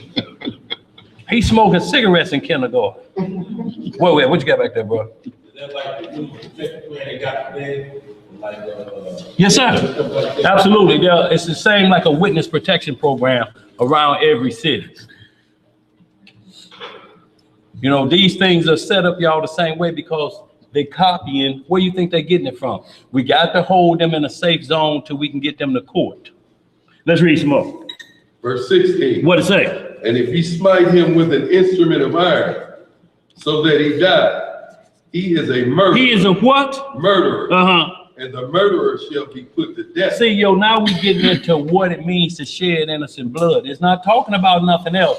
It's going to explain. So if I just hit a man that's trying to get me with an iron, that makes me a murderer. No, it's just going into it because it's going to tie the knot to let you know what makes him be called this. Let's read some more. Verse 17. And if he smite him with throwing a stone, wherewith he may die, and he died, he is a murderer. The murderer shall surely be put to death. So there's a fine line between here because the law, Moses them was stoned. People today say, bring them out. And the whole congregation stoned them, did it? Was the whole congregation called murderers? No, because this is just letting you know, it's just showing you the flip side of this sanctuary. Though he's in the safety zone right now, he's going to court. But we got to give him a chance. It's like the police that slay innocent people. They have to put them and lock them away because vengeance will come to the door. They can't escape vengeance. There's a documentary. I always want to say documentary, but documentary about Trayvon Martin and George Zimmerman. All the police in there have died, especially the one that walked him back through the crime scene. He was so tore up about that he got off. He suffered and died. All of the police that were on there that was kind of letting them buddy up in the police station had tragic ends or things happen to their family members. It was chasing them, y'all. So even though you think it's not justice, this is why the Most High say, have patience and faith. I got this. What y'all want to do it, huh? Y'all got stones in your hands. Y'all want to do this. No, we going to bring him down here. He going to get his just desserts. And y'all, if y'all think they getting away with it, y'all, the conscience will torment you in your sleep, and ain't nothing worse than that. Because even if you got chains on you and you're in a 6x9, guess what's still there? This. It don't care where you run to. It comes there in your jail cell. They'll hear you hollering, and the next thing you know, you in that jacket that buckled up in the back, heading to a room with walls soft as feathers. To live your life there, slobbing out of one side of your mouth. So, real quick though, that secret place that they're holding them till trial, it's still not like a workhouse. No, they're not being convicted. Right. No, it's not that. It's safety zone. Like I say, when they run down, but other places they have parts in the prison that they may have to hold you there from the mob just till they get you to the next step. That's an initial to keep the mob off your spot. It's called PC. Right, and then they move you in the middle of the night. Called what? Oh, sorry. No, yeah, just for a minute till they get you moved to the location till we can get you to trial. Let's read some more. That documentary talking about that ain't the one Jay-Z did, right? No, you talking about that other young I ain't watched it. Yeah, about That's the Trayvon one. Martin. Yeah. Jay-Z did that one, and the boy that got the free case. Young brother in Brooklyn. Let's read some more, y'all. Verse 17. What it say? And if he smite him with a throwing stone, wherewith he may die, and he died, he is a murderer. The murderer shall be surely put to death. Or if he smite him with a hand weapon of wood. A hand weapon of wood. Go ahead. Wherewith he may die, and he died, he is a murderer. Right. And the murderer shall surely be put to death. A baseball bat. A Louisville slugger. Let's read some more. Verse 19. The revenger of blood himself shall slay the murderer. When he meeteth him, he shall slay him.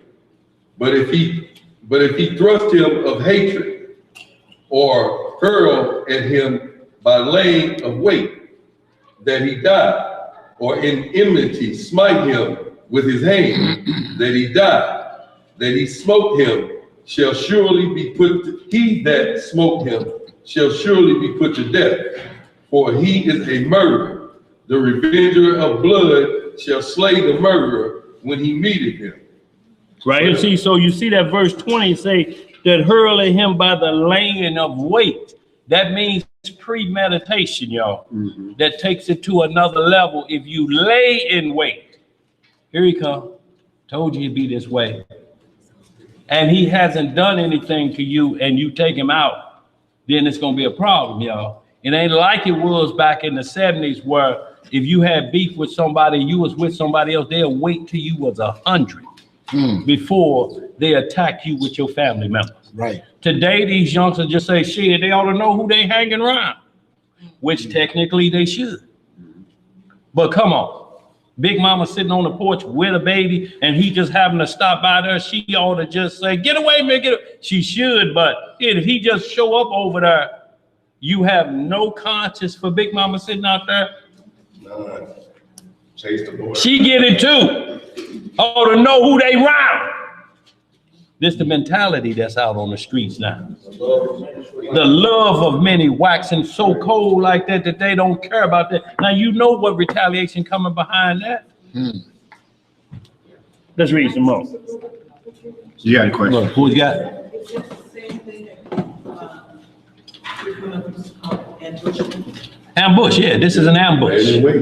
Laying in wait. Leap out on you. Now, it's one thing they coming to get you, and you hide now. They like, yeah, he ought to be sleeping now in that window. As soon as they crawl through and they feet get right there, just put a rope around it and put a torch on it. They give you the advantage right there. Because ain't nothing you can do with a hot foot. Nothing. You can't fight no buck. Get a hot foot and see what you can do. Nothing.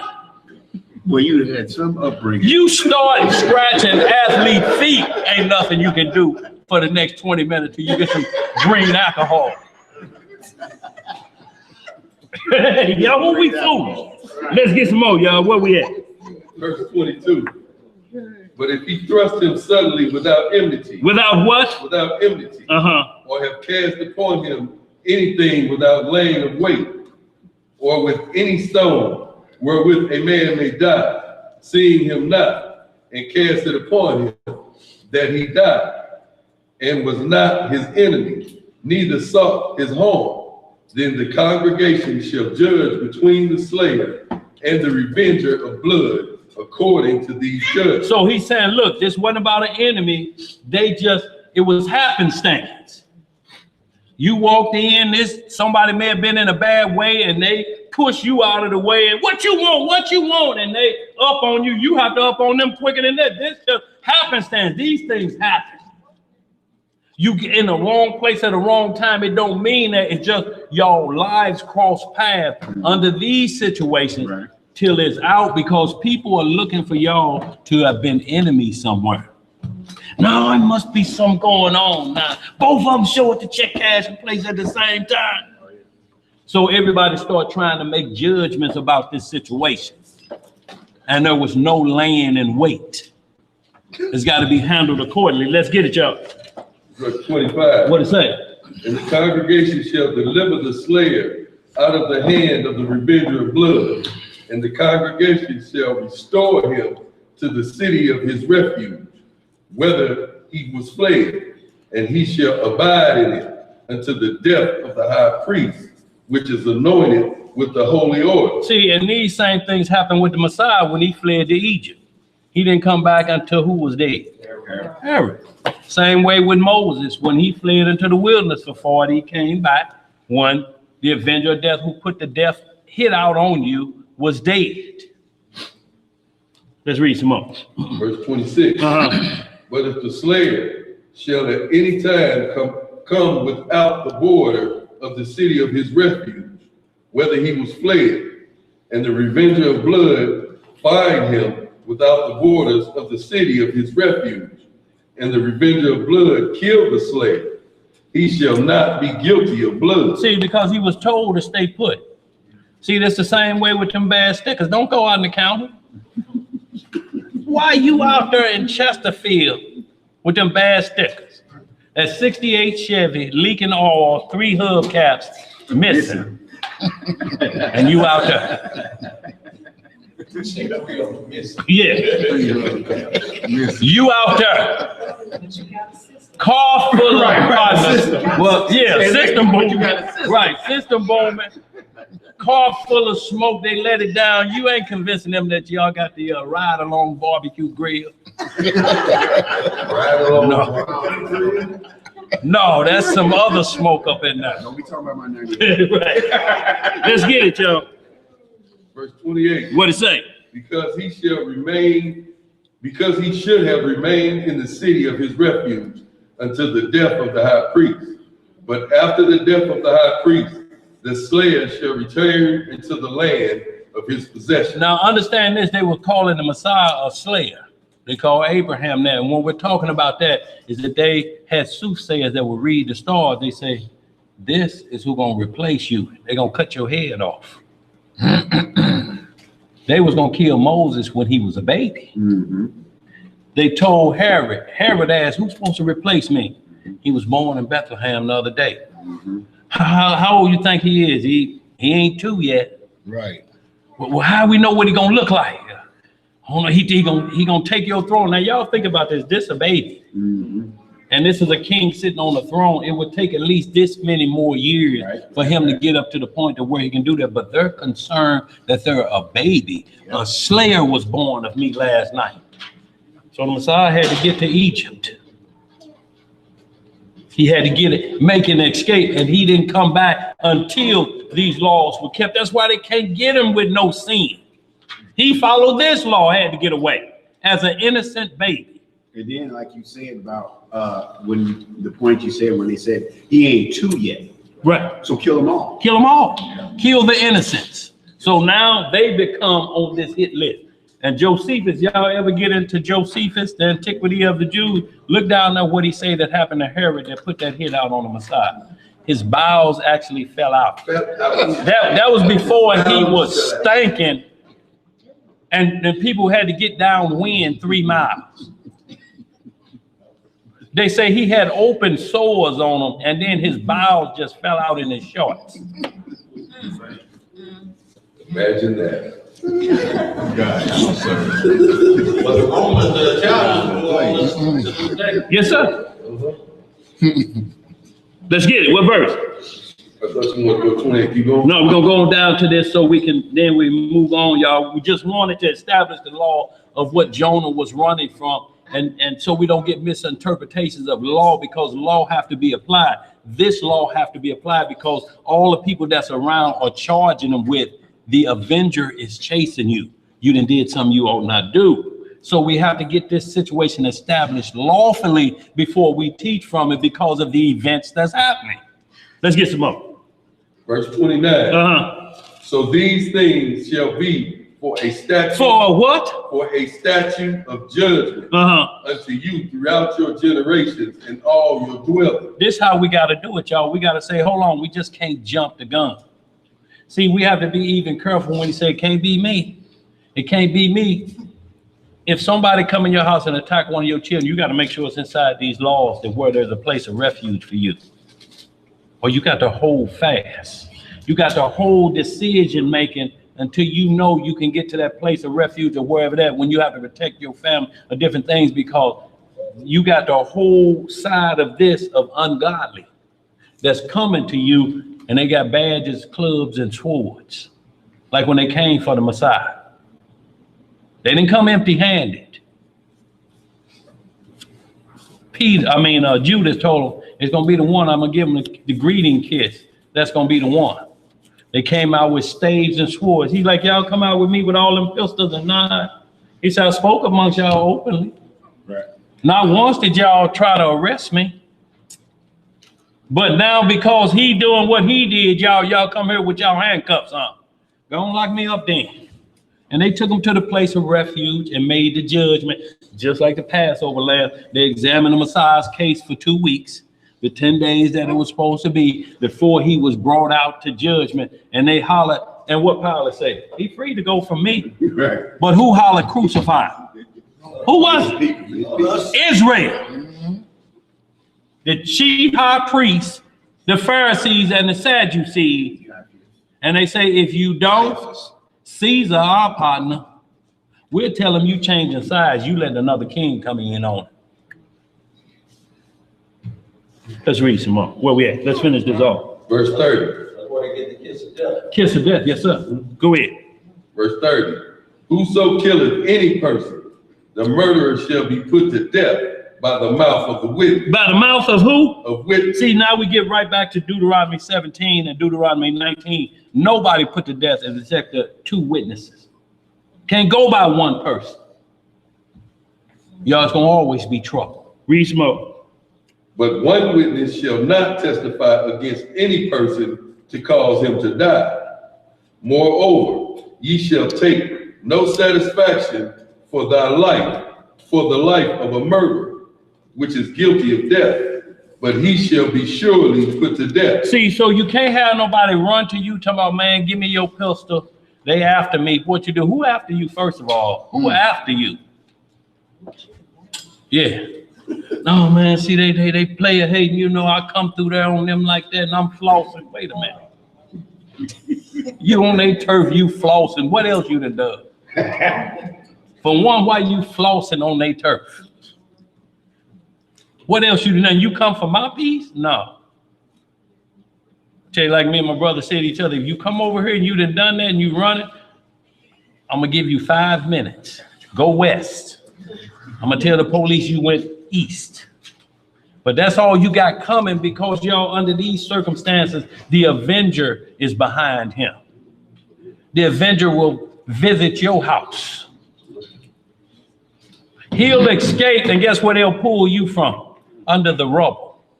Like that boy in, what was that slave movie, Rosewood? Yeah. Yeah. Mason. Yeah. No, he's a traveler. Now here you in a Freemason, they burn the whole town down because he gave refuge to a murderer. Y'all ever watch Rosewood? Y'all make sure y'all watch Rosewood. Let's read some more. Verse 32. What it say? And ye shall take no satisfaction for him that is fled to the city of his refuge, that he should come again to dwell in the land until the death of the priest. See, so you may not see your loved one for a while. You got to get it in your mind under these circumstances that we got to wait till this priest is gone. The order has been already put out. Ain't nothing gonna change. The order ain't gonna change until this one, it changed hands and who's ruling and who put the hit out. The avenger is coming. Let's read some more. That last verse? No. So ye shall not pollute the land wherein ye are, for blood it defileth the land, and the land cannot be cleansed of the blood that is shed therein, but by the blood of him that shed. Defile not therefore the land which ye shall inhabit, wherein I dwell, for I, the Elohim, dwell among the children of Israel. See, y'all, we couldn't be just having him in the midst of murder. And you're going to have the king in the midst of it. He's in the midst of us, our laws, and this what we compassed about with. No, he won't dwell in that land, y'all. There'll be no protection from us. Y'all, there's a difference in snitching and this law right here. You can't be a snitch and you part of the crime. You can't get caught breaking into the bank, 2 of y'all hiding good, and they catch you. And you like, come on, man, they got us. You like, damn, I was hiding good. They got you. Come on, man, they got us. They're like, oh, it's the boy, y'all.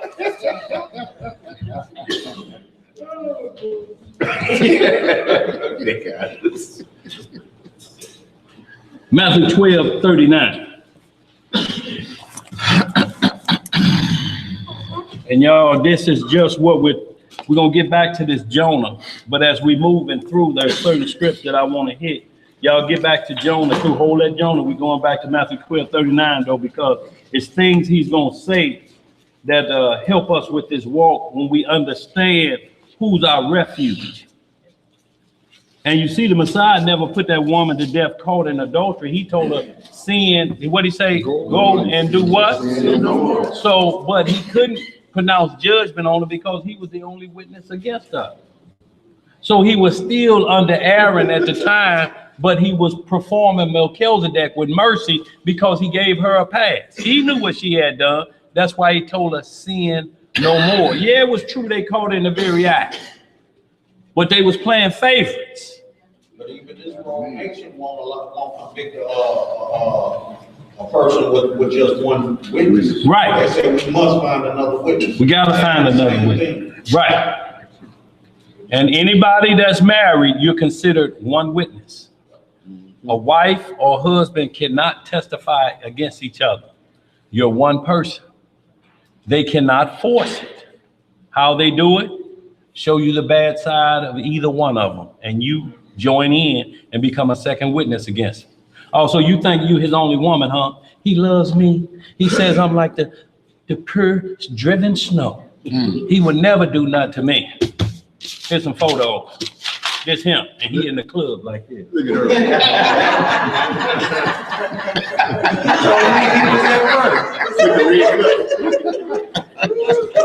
And she looking like she don't believe, like it's dark. And she see Ed, he got on that shirt I bought him. Oh, it's really on now. Really on now. And she said, yeah, he did it. The dope in the back room. It's a safe under the children's bed. That's where all the dope at, a lousy black mother. That's the only way they get them to tell on each other. They show the transgression of the other one, and they turn like this because you thinking I'm protecting this. She can't get nothing else out of her mind. But this. Ain't nothing gonna rest her soul. Hey, guys, where we at? Matthew 12:39. Matthew chapter 12, verse 39. But he answered and said unto them, an evil and adulterous generation seeketh after a sign. What does an evil and adulterous generation do? Seeketh after a sign. See, because your patience has run out. So you want to see a sign really quickly to try to help you get yourself together. Before, if we know, look, y'all, we wouldn't try to get us, if we found out that the second coming was February the 15th, we'll wait till February the 14th before we start trying to get ourselves together. See, that makes us overlook that the death angel could come tomorrow. When you start looking like I got this much time to go, I got to February the 14th, we can just get evil and we can do all we gonna do up until that day. That's when you're gonna try to get right. That day, that hour before. Every time you see it, somebody in a death situation, you see those who pray, and then you see those that say, might as well go out with a bang. Gotta die from something. Gotta die from something. And they actually then die in their sins.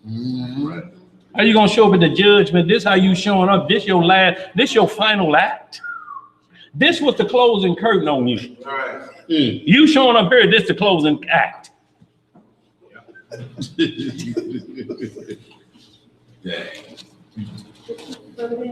Yes. But then there are other things I'm trying to say in the scripture, it talks about we look for miracles. Right. That they look for, right, signs and wonders. This is, we're gonna read a little bit more. That people look for signs and wonders. But look, we have to look for, as it is prophesied though, miracles. It said when you find yourself in this position, a miracle is going to happen that saves you. And it's going to be a refuge for you. Not just that things are going to happen to help you get you in check. The miracles will be for the ones with the faith that make you escape. Like when we read about Zechariah 14, when it say, if you be in Judea, Matthew 24, flee to the mountains. That's in Matthew 24. What is it about being in Judea at the second coming or during the reign of the Antichrist when he's being brought down? Why should you flee to the mountain? Zechariah 14 tell you, it opens it up. It says, for the mountain's going to split in half. There's going to be a valley. You're going to run down there. The mountain's going to close up on you. If you be in Judea. That's a big if. So those miracles happen then as for refuge. But if you think you're just going to be looking around and think, I need to see something to believe. He said, blessed is those who what? Have believed and not seen. Job and Job 14 chapter say, I know my Redeemer liveth, and I'm going to see him stand on this earth. Abraham did. It says 400 years, Noah showing your seed. He thinking 400 years. Ooh, that number been cut down. That's double if I'm Super blessed. Cause ain't nobody lived past 200 since Right. we got on this side of the ark. Yeah. He was knowing. It was 120 when Noah built the ark that we stretched out time. It's 70 years now. Yeah. And you thinking down the line, I'm looking at a promise of 400 years for my ancestors. What that mean? But I'm gonna be dead. That was just 400 years of his time. Yeah. Not talking about the thousands No. of years that's going to come. After that. Yeah. But faith keeps you that. When you keep looking for a date and number, you saying, I will get right then. I will get right then. I will get right then. You have to be ready to get right now, because the death angel could be at the door this evening. The soul is required. Your soul is required. Let's get it, bro. Read some more of that. Matthew 12:39. Verse 39. But he answered and said unto them, an evil and adulterous generation seeketh after a sign. Right. And there shall no sign be given to it, but the sign of the prophet Jonah. Right. For Jonas was 3 days and 3 nights in the whale's belly. So shall the Son of Man be 3 days and 3 nights in the heart of the earth. Right. The men of Nineveh shall rise in judgment with this generation and shall condemn it. See, so look, the men of Nineveh, this the Messiah talking about this. When the men of Nineveh repented, the story of Jonah, he said, this the sign you're going to get. He said, they're going to stand in judgment, letting you know judgment day is for everybody that lived at the same time.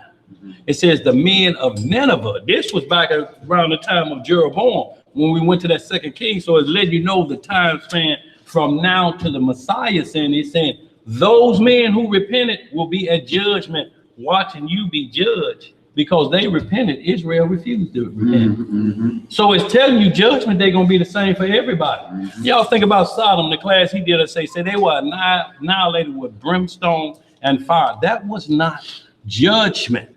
That was the punishment for wickedness. Their judgment has not happened yet. So when they were beating on them doors, telling them, let them angels out here so we may know them, and then them angels blinded them, that's when the brimstone start falling. And you blinded like this walking through a city. The stank of fornication everywhere. And brimstone smelling just the same way because it smell like sulfur. And then one of them hot brimstones hit you right on the small of the back, right near your crack. And you blinded. And you run into a wall. You run into a wall. Boom! Hell, if you run to the other side of the tub when you ain't turned the coal on hot enough and it hit you right there, it'll make you scramble to the other end of the tub. Shit, the coal in there. So in like manner, now when they wake up after that singeing, judgment. Right. Now you go from that to judgment. You still licking wounds, putting butter on that, and you at judgment. No. You don't want to die in your sin. No. He gives us a fair chance before you leave here to get your soul right. Every opportunity. He said, I'm not going to plead with y'all. The plea going to be the sentence that I hand down. You, this is what you get. To the left. To you, inherit the kingdom. It's simple and plain. Ain't gonna be no lawyer negotiating. Johnny Cochran ain't gonna be resurrected to be representing you. You standing there like this, like I got Johnny. He like they killed Johnny. Next. You got a question? What you got? That's why I like to sit up, just so we can go reach down, see, go straight ahead. Well, yeah, you're going to torment until judgment day. You'll hit on that next week. Yeah. Right, it's on the other side of that great gold, Abraham's paradise. One side you got where all the righteous souls that died for the Messiah to go. That's the saints he bring back with him to planet Earth. And then you got the other side of that place that where these wicked souls have to get off of planet Earth. They're on the other side of that great gulf. When you read Luke 16 chapter, the man that died and went to torments, and say he just went to torment. He hadn't been judged yet. Because he said, let my family members know about this place. I don't want him to come in. He's like, they got Moses and the prophets, still got time. No one said to come back from the dead, because ain't nobody in here. We saw if Tupac walk in here, we'll go see him tonight. Because if that don't say, well, okay, it's resurrection time. If he walking in here, the resurrection has started. Or will we just look at that like that don't mean nothing to me? Boy, I already done made plans. Damn, I can't change them. Because the resurrection done started. Shit. I had to be there in an hour. That's how the force that sin have on you. And that generation, that sinful and adultful generation is looking for the tip-off point of where it tells them to stop sinning. You ain't gonna get that. You ain't gonna get but what Jonah did. That's all you're gonna get, a chance to get in sackcloth and ashes and repent. That's the only sign you get. Start repenting. Right. And that means to turn away from the sins that's plaguing you. Let's read some more. Verse 41. What did it say? Then the men of Nineveh. Who was that? Nineveh. Okay. I seen that after shade commercial. Then the men of Nineveh shall rise in judgment with this generation and shall condemn it. And what shall they do? Condemn it. See, this generation, he's talking to Israel. That generation of vipers and serpents, them Pharisees, it said, the men of Nineveh, because when we get back to Jonah, you're going to see what they did. The Lord, we on the hit list. They didn't do what Sodom and Gomorrah said. They didn't say send them men out to us. We're going to see how they feared our God, the land and nation of Nineveh. And we see, once again, the ships of Tarshish. There is no particular pointed out vessel of ships of Tarshish. All throughout the scripture, they just means modes of transportation. The chariot of God is a mode of transportation. It's a ship of Tarshish. Jonah was just on a small ship of Tarshish. It was talked around. Carnival cruisers are ships of Tarshish. The large vessels that move people. Our airplane is the ship of Tarshish, because Isaiah 60 saying, I see them in that ship of Tarshish. It don't mean Tarshish was a city in Turkey.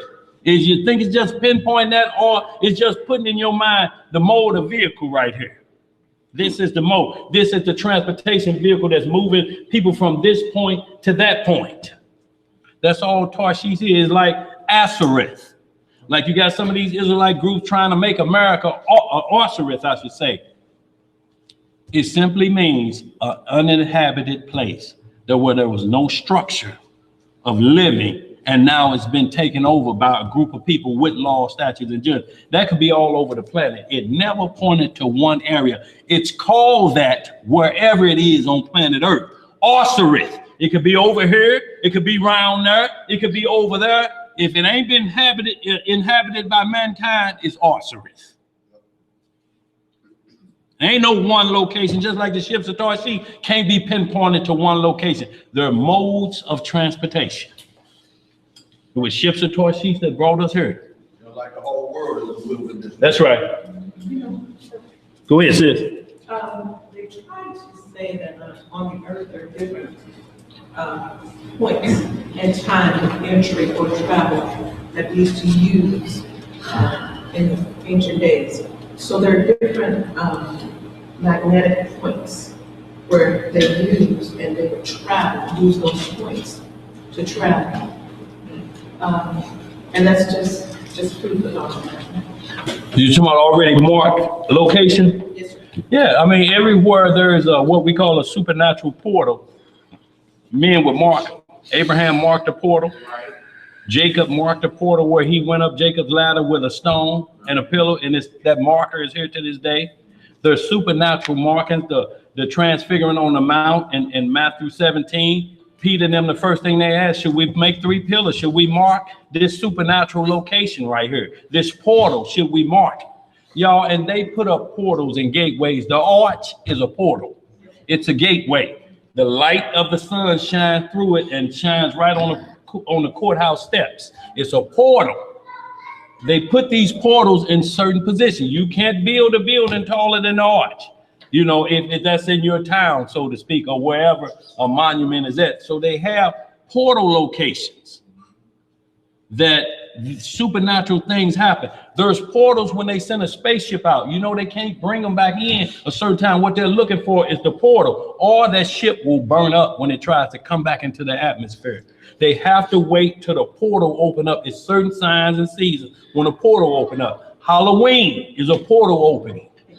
They know exactly when the portal will open to let all of the dark spirits into the world. It's a certain time that portal open and the supernatural beings start coming and they raise hell. That's what that matrix is about. That's what, yeah. All that. Go ahead. Now, did you trip off the fact they have a video communication device out now called the Portal, where you can talk to somebody via a little TV screen? You saw the commercial, and it's called a Portal. Right, but this is called a Portal.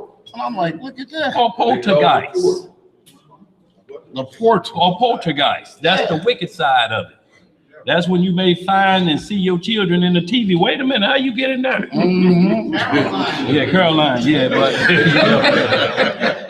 The portal uses a lesson. yeah. Right, exactly. And y'all understand this, how we getting back to that? That's what we're getting ready to deal with, portals opening up on a regular basis, because craft is prospering, so everybody is conjuring up demons. Look, that's why we did the class a couple weeks ago on the communication.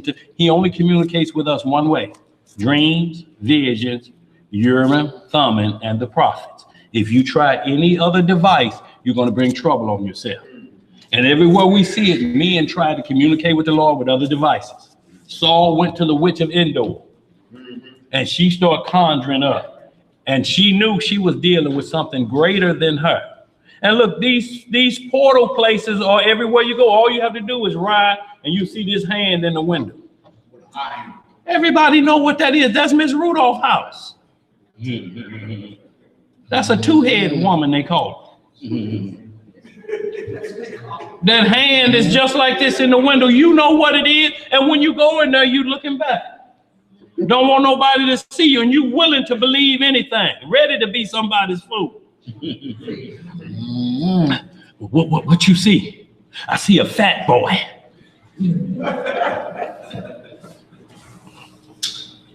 That could be such and such. See, and you start guessing for them.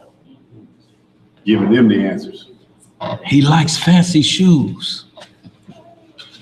That's T-Bob. He like to wear them gators and stuff. That ain't got nothing to do with T-Bob.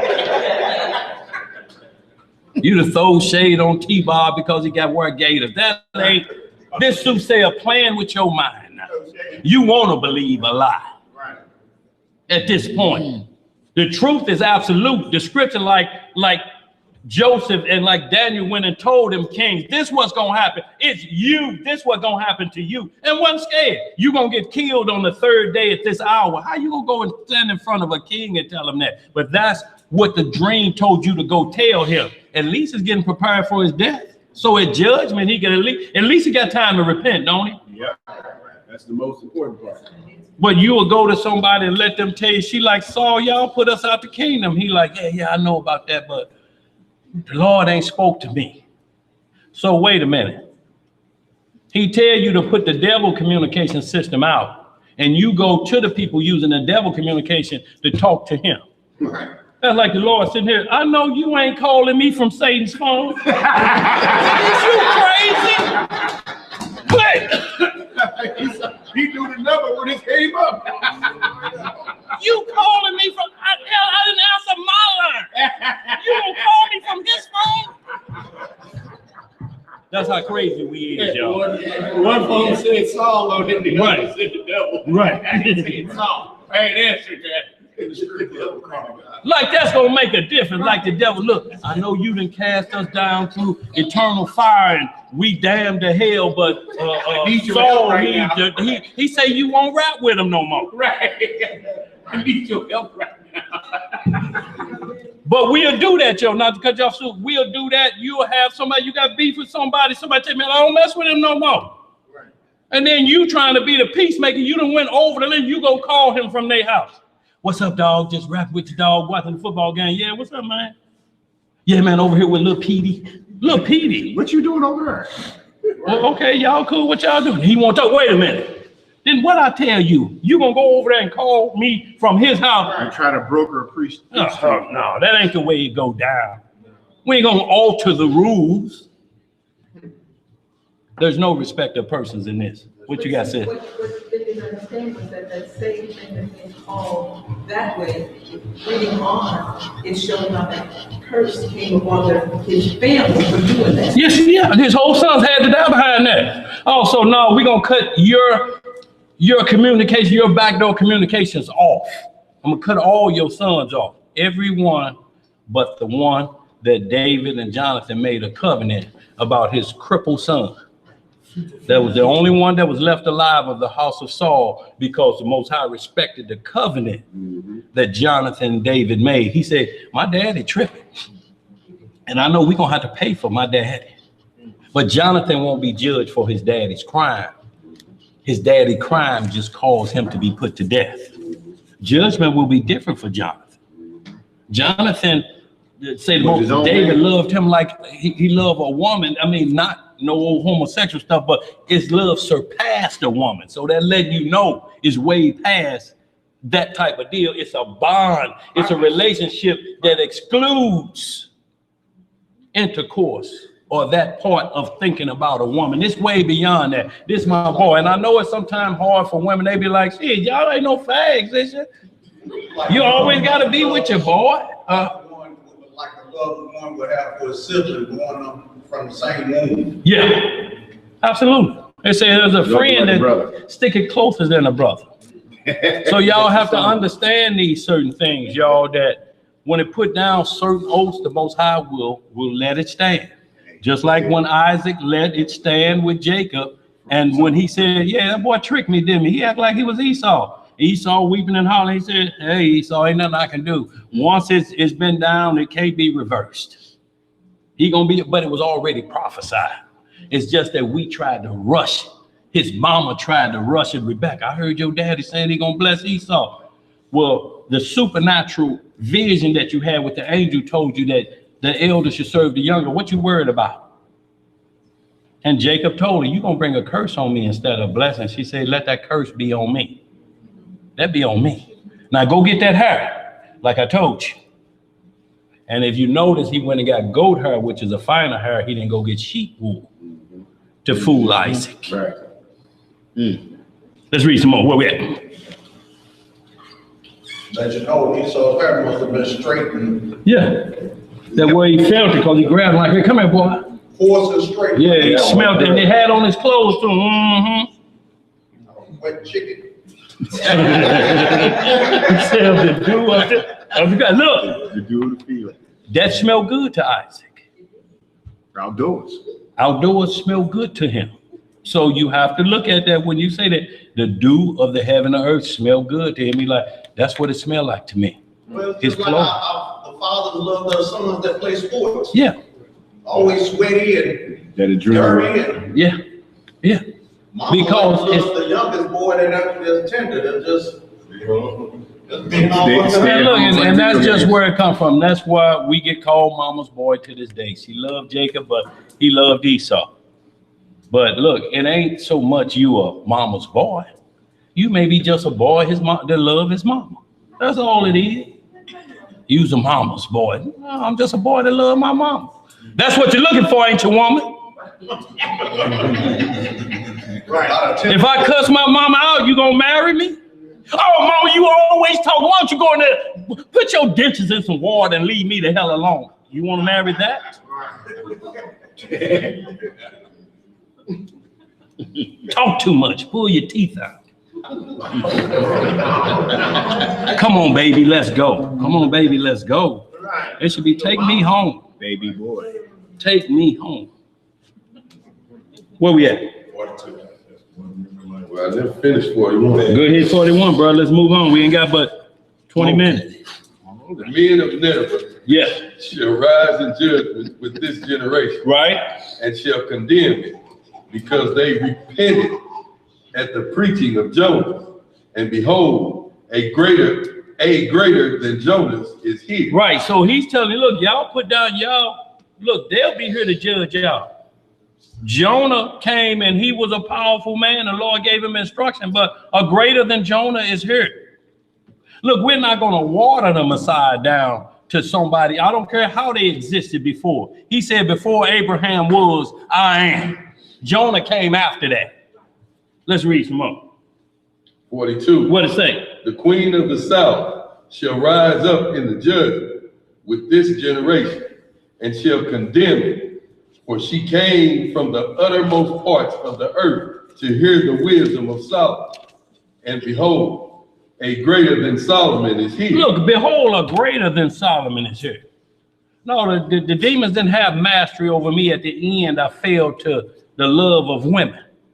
A greater than Solomon is here. The queen of the south, who traveled from the other side of the world to listen to Solomon's wisdom, will judge y'all.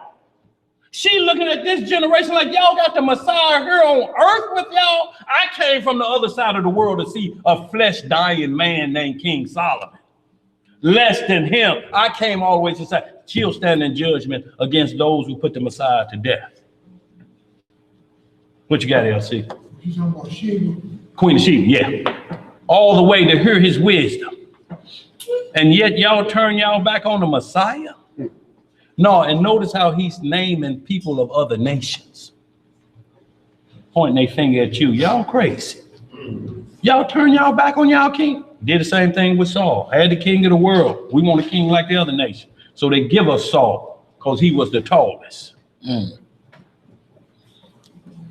No. They ain't about the tallest. Where we at? Verse 42. Let's read it. The queen of the south, no, verse 43, my bad.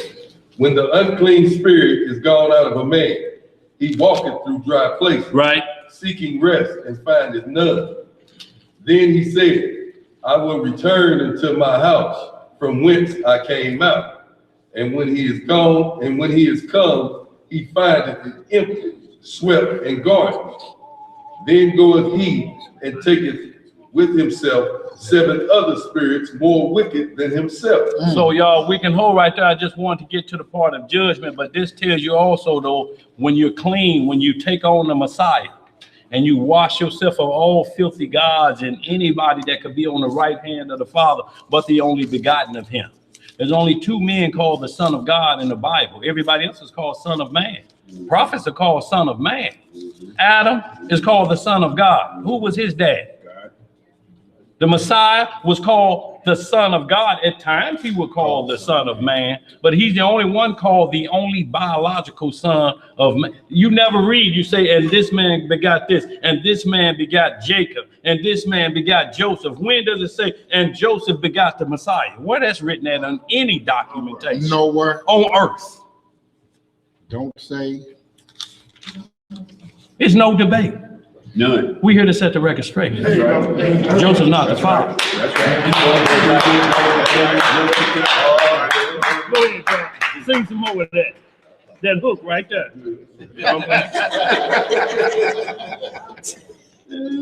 Let's get it, y'all. We're gonna move right this thing on up. Let's get back to that Jonah, y'all. We're gonna finish that off and we're gonna get on out of here. Jonah, where we at? Chapter 2. We made chapter 2. Yeah.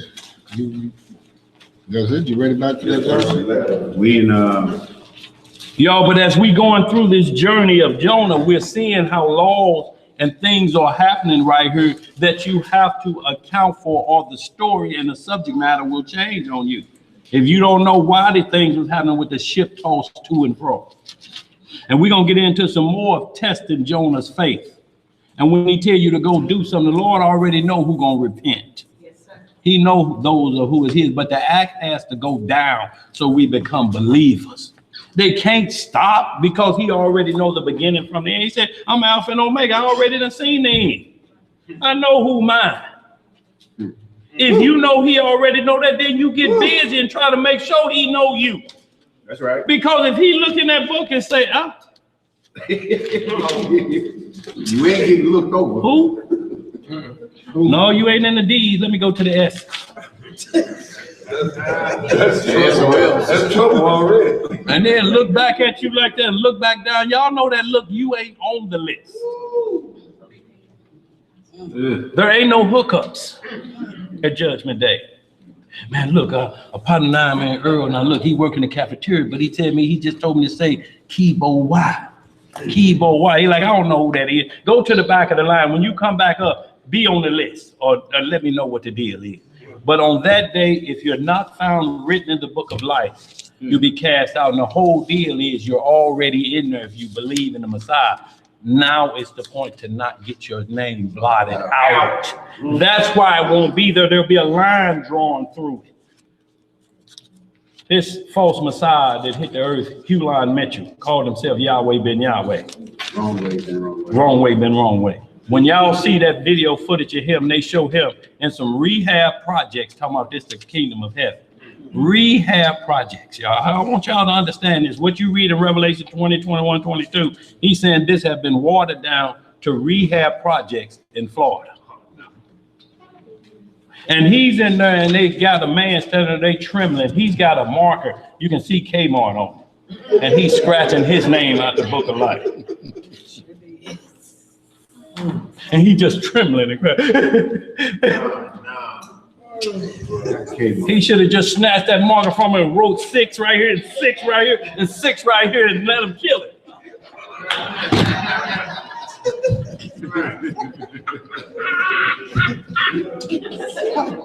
And we'll see who name in the book at the end. Let's get this, y'all, so we can get out of here. Back in the book of Jonah. Back in the book of Jonah, chapter 1, we're at verse 8. I thought we were still at 6. There you go. The book of Jonah, chapter 1, verse 8. Then said they unto him, tell us, we pray thee, for whose cause this evil is upon us.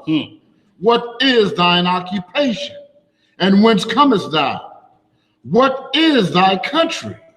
And of what people art thou? Y'all see the 3 questions they asked him first, do you work? They asked him, what's your occupation? Our occupation is a skill level. It's how you make money to take care of your family so you can do the Sabbath 6 days a week and rest on the second. They said occupation. Paul said the same thing.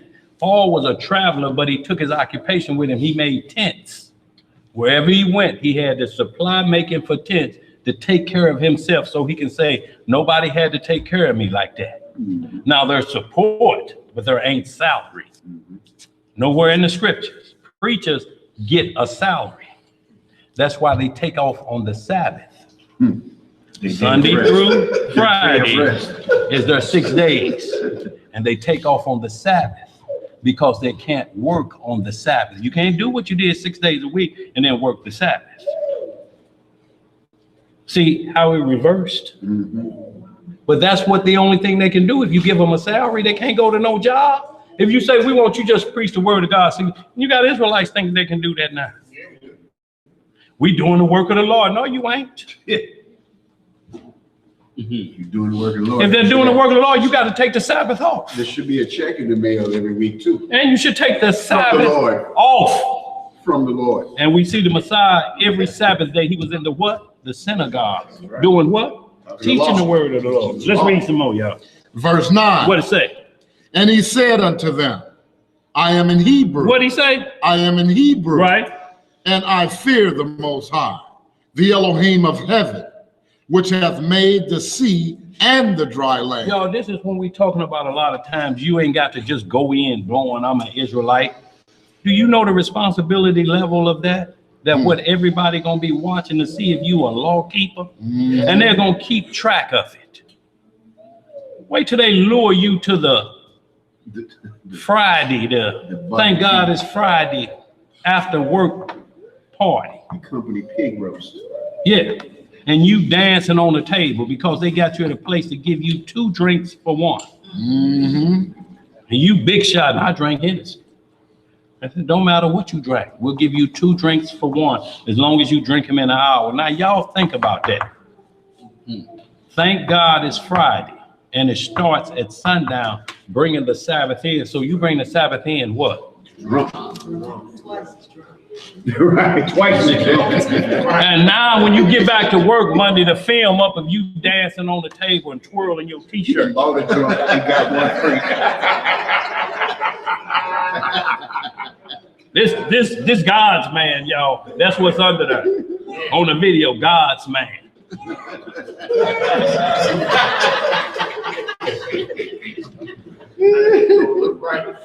Even y'all, you have to hold to let them so they don't distrust or judge the scripture and its guilt by association. They will ask you, we see God dealing with you. Who are you? What are you? That's when you explain who you are. You go through the door bus and be ready for them to be on your hind quarters, watching every step of the way. How you first in line at the potluck, and you know this person cooked with the cat on the counter, and you in that first. And see, the Lord is good.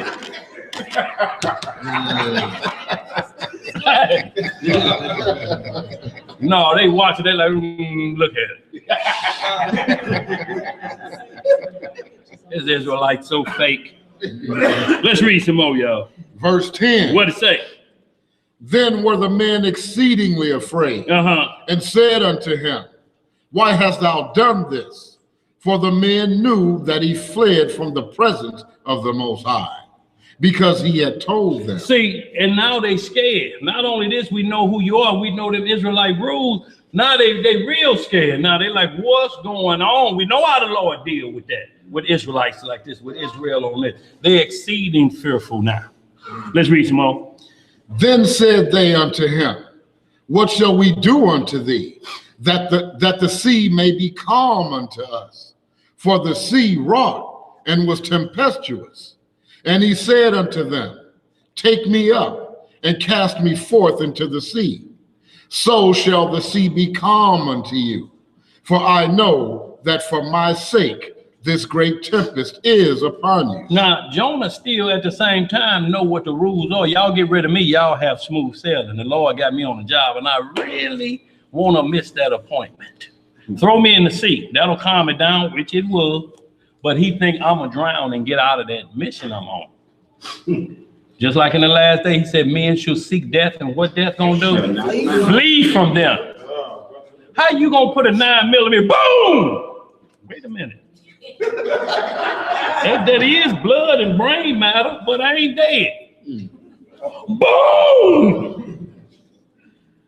Yo, those movies, the dead, the living dead, that's those who try to kill themselves. When the Messiah show back out and death say, no, partner. My job done. That's on you, partner. You can jump off that like building this. if you want to. Right, arm fall off. Yes, sir. Yeah, Adam. Yeah, the Messiah had to tell Adam, look, I'm not coming down here no more raising you back up. Yeah. It's the last time. See it for you. Yo, because we'll go there. Unless you going out like Samson. Unless you going out Samson to make sure you get like ink in Hebrews 7. So did Samson commit suicide, or did he just do what he was supposed to do at the end? That's right.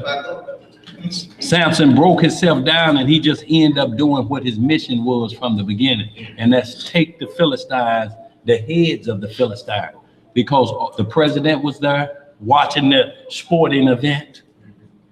All of the whole, his administration and cabinet was there. Samson pushed them pillars and killed all of them. More than he had killed his whole time the right way, but he had to give his life for it at the end. Right. So was that suicide, or was he just went on and did his work and had to give his life for his people because he messed up? Because if he would have obeyed, he kept his life. Yeah. Don't cut your hair. Don't drink no strong drink. Don't take on no women of other cultures. But Samson did all of that. Even when he married Delilah, now that thing was from the Lord because he had to get on the inside of the Philistines.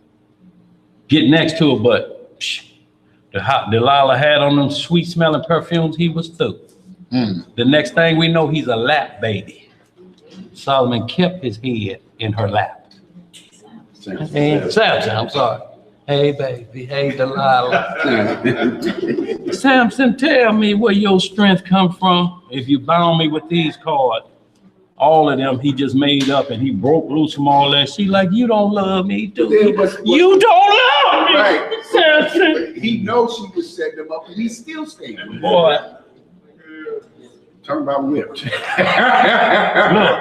that's what that second Ezra 3, when it talks about the three things that are greatest, Right. the king, women, or truth.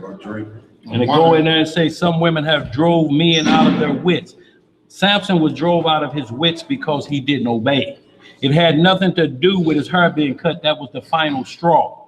He was amongst a dead body. He was drinking. So it just came to the point that where the Lord had enough of Samson. And the last straw was, I can't get my hair cut, not because it was his strength. Don't get that mistaken. It was because he was a Nazarite. Right. Numbers 5th chapter, they can't cut their hair till their mission is over.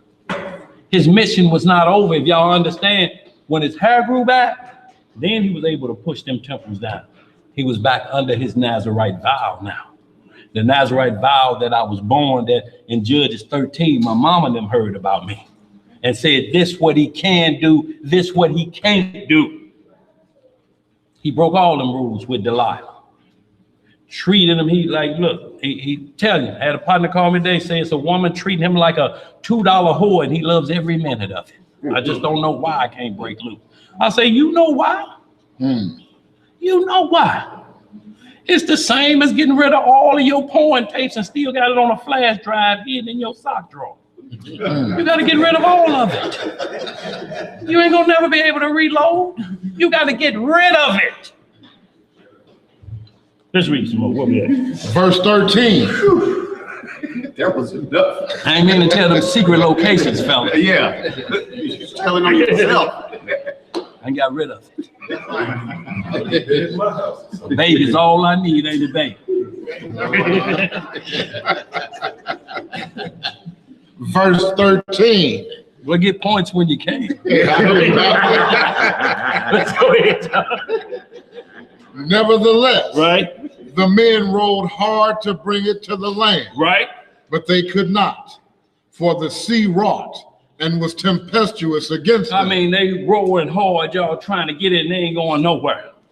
1 foot forward, 4 feet back, and they still rolling hard. They're going farther backwards the other way. The sea is not going to allow it. The sea has orders. Don't let them make it to land. Let's read some more. Wherefore they cried unto the Most High and said, we beseech thee, O Yahweh, we beseech thee, let us not perish for this man's life. For who? For this man's life.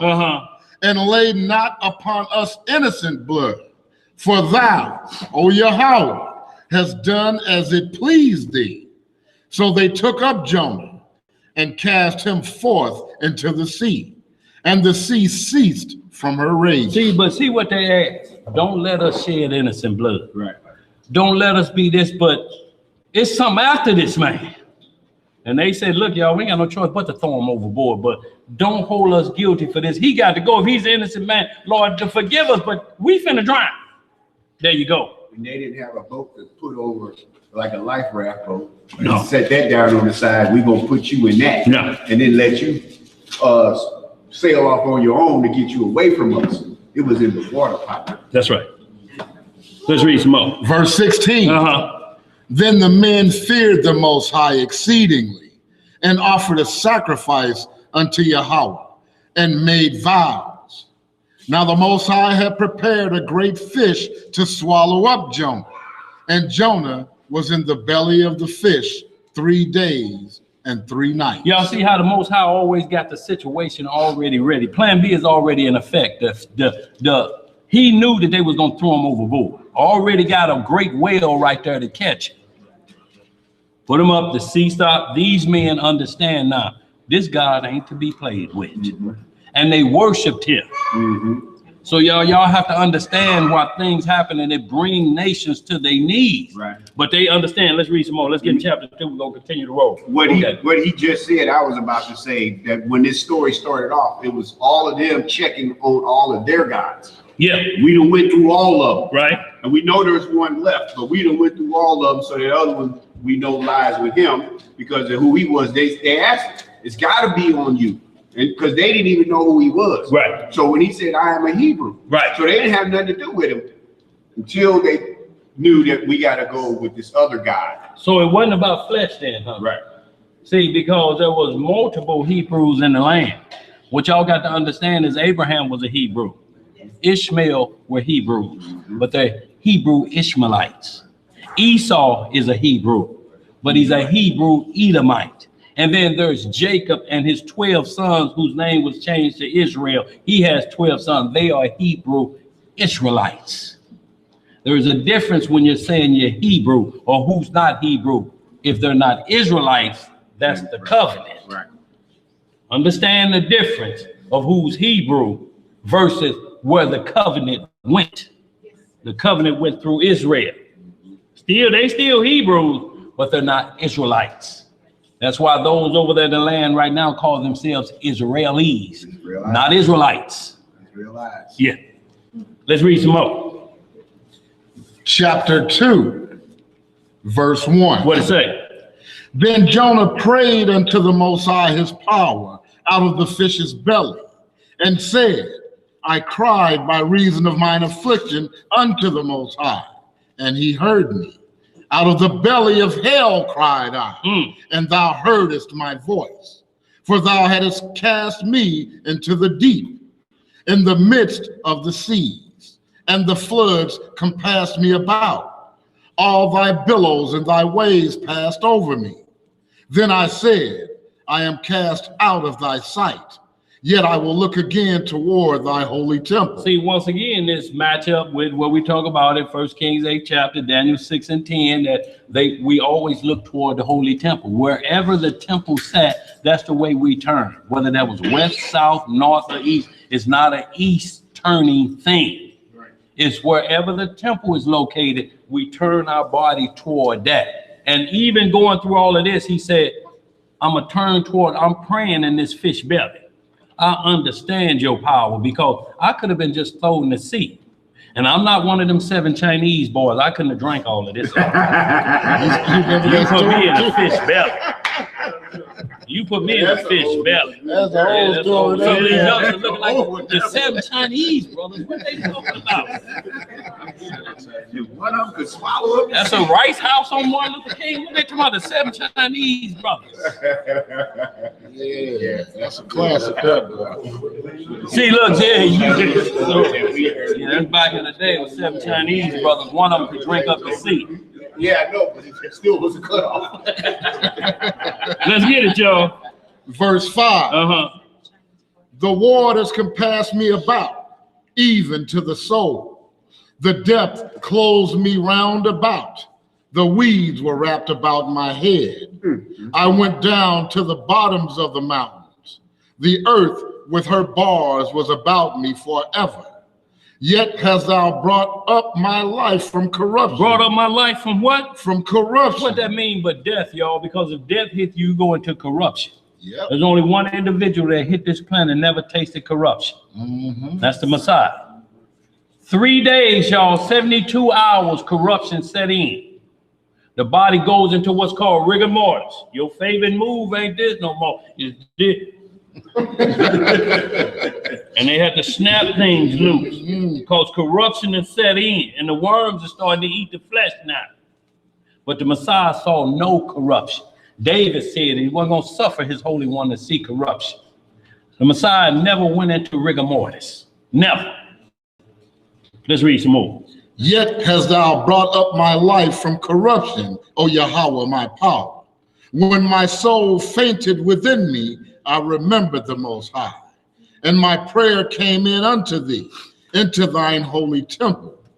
They that observe lying vanities forsake their own mercy. They that do what? That observe lying vanities forsake their own mercy. So y'all understand this? They observe lying vanity. A vanity is what? Nothing. Yeah. Worthless. And you observing worthlessness? You're lying to you observing worthlessness. You looking at a man that you know just told you to give him some Advil. Now he's standing out before this. And I say before you, my friends, as your God.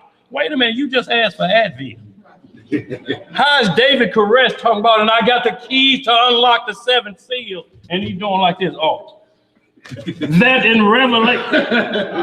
How you want to unlock the 7 seals and you've been to the DOC? You got glasses on.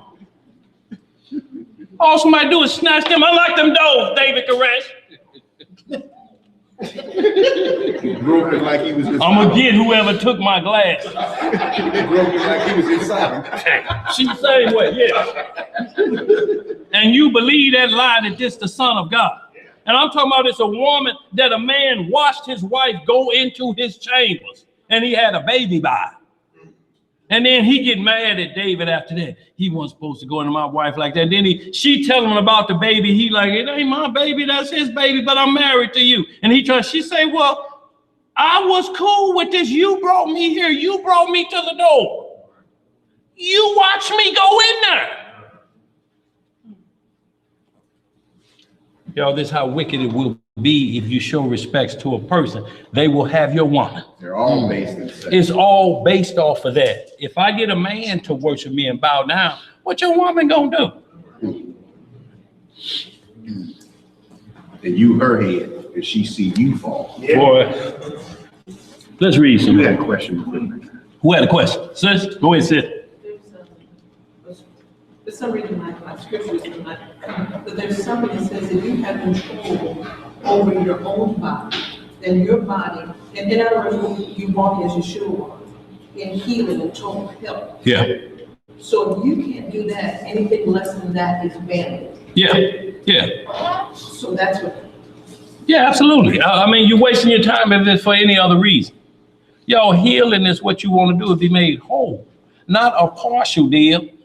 Everything we read about his refuge and you trust somebody with the glass. Y'all ever see that the Messiah read from the scrolls as he grabbed a looking glass? As he looked through the looking glass in the book of Isaiah and he said, you serpent, you vipers. Where y'all reading that at? And he just healed a blind man, spit in the dirt and rubbed it on his eyes. He said, you see? He said, I see, but it's a little cloudy. What you see now? Oh, I can see. Said the blind man. No, it ain't no programs of somebody doing this and then reading again. I am he. I can unlock the 7 seals. You be sitting back like that, man, you believe this crock of bull. Heal yourself. But everybody's sitting there and see them do like this. But they dying to be what? Somebody's fool. Well, that should have been topic of the class. What you got, bro? So as the scripture says, the woman's body is not hers, but the husband. Right. The husband's body is not his, but the wife. That's right. That makes them both guilty. No. What that makes them is nobody has charge over anybody else of no say so. You just can't bring another woman and say, this my second wife, and you ain't checked. She may know something about that one. Oh, who? Her, Bertha? She had by the pool hall and had her. I'm not getting you. Ain't gonna go in her and then go in me. She hotter than fish grease. You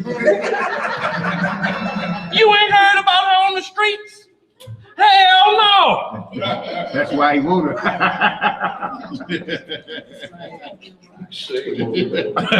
Hey, right. This easy. So no, that's all that's saying is that our body is one. We don't make decisions like that that's gonna hurt one part of the body. What I was saying in that scenario, who was guilty, but they just both guilty, just as guilty. He brought her there. She went back there. Oh, you talking about that situation? Back there. Oh, well, in that situation, she's just taking orders from her husband. But should have known for herself. Yeah, she should have known, but like she said, we're going to hell, then so be it. But don't exclude yourself, is what she said. Don't exclude yourself. I said no. You said yeah. You told me to do that. Because she telling him, look at the little girl. This is supposed to be your daughter's, but David's correct. He looking like, man. And still to this day, she believes he was the Messiah. Doing wickedness. And then, and knowing he dead, still believe him? Yeah. If he was your Messiah, he should have came back. Dying to be what? Foolish. Okay, let's read some up. Let's get caught on up, y'all. We got number 15 minutes. Verse 9.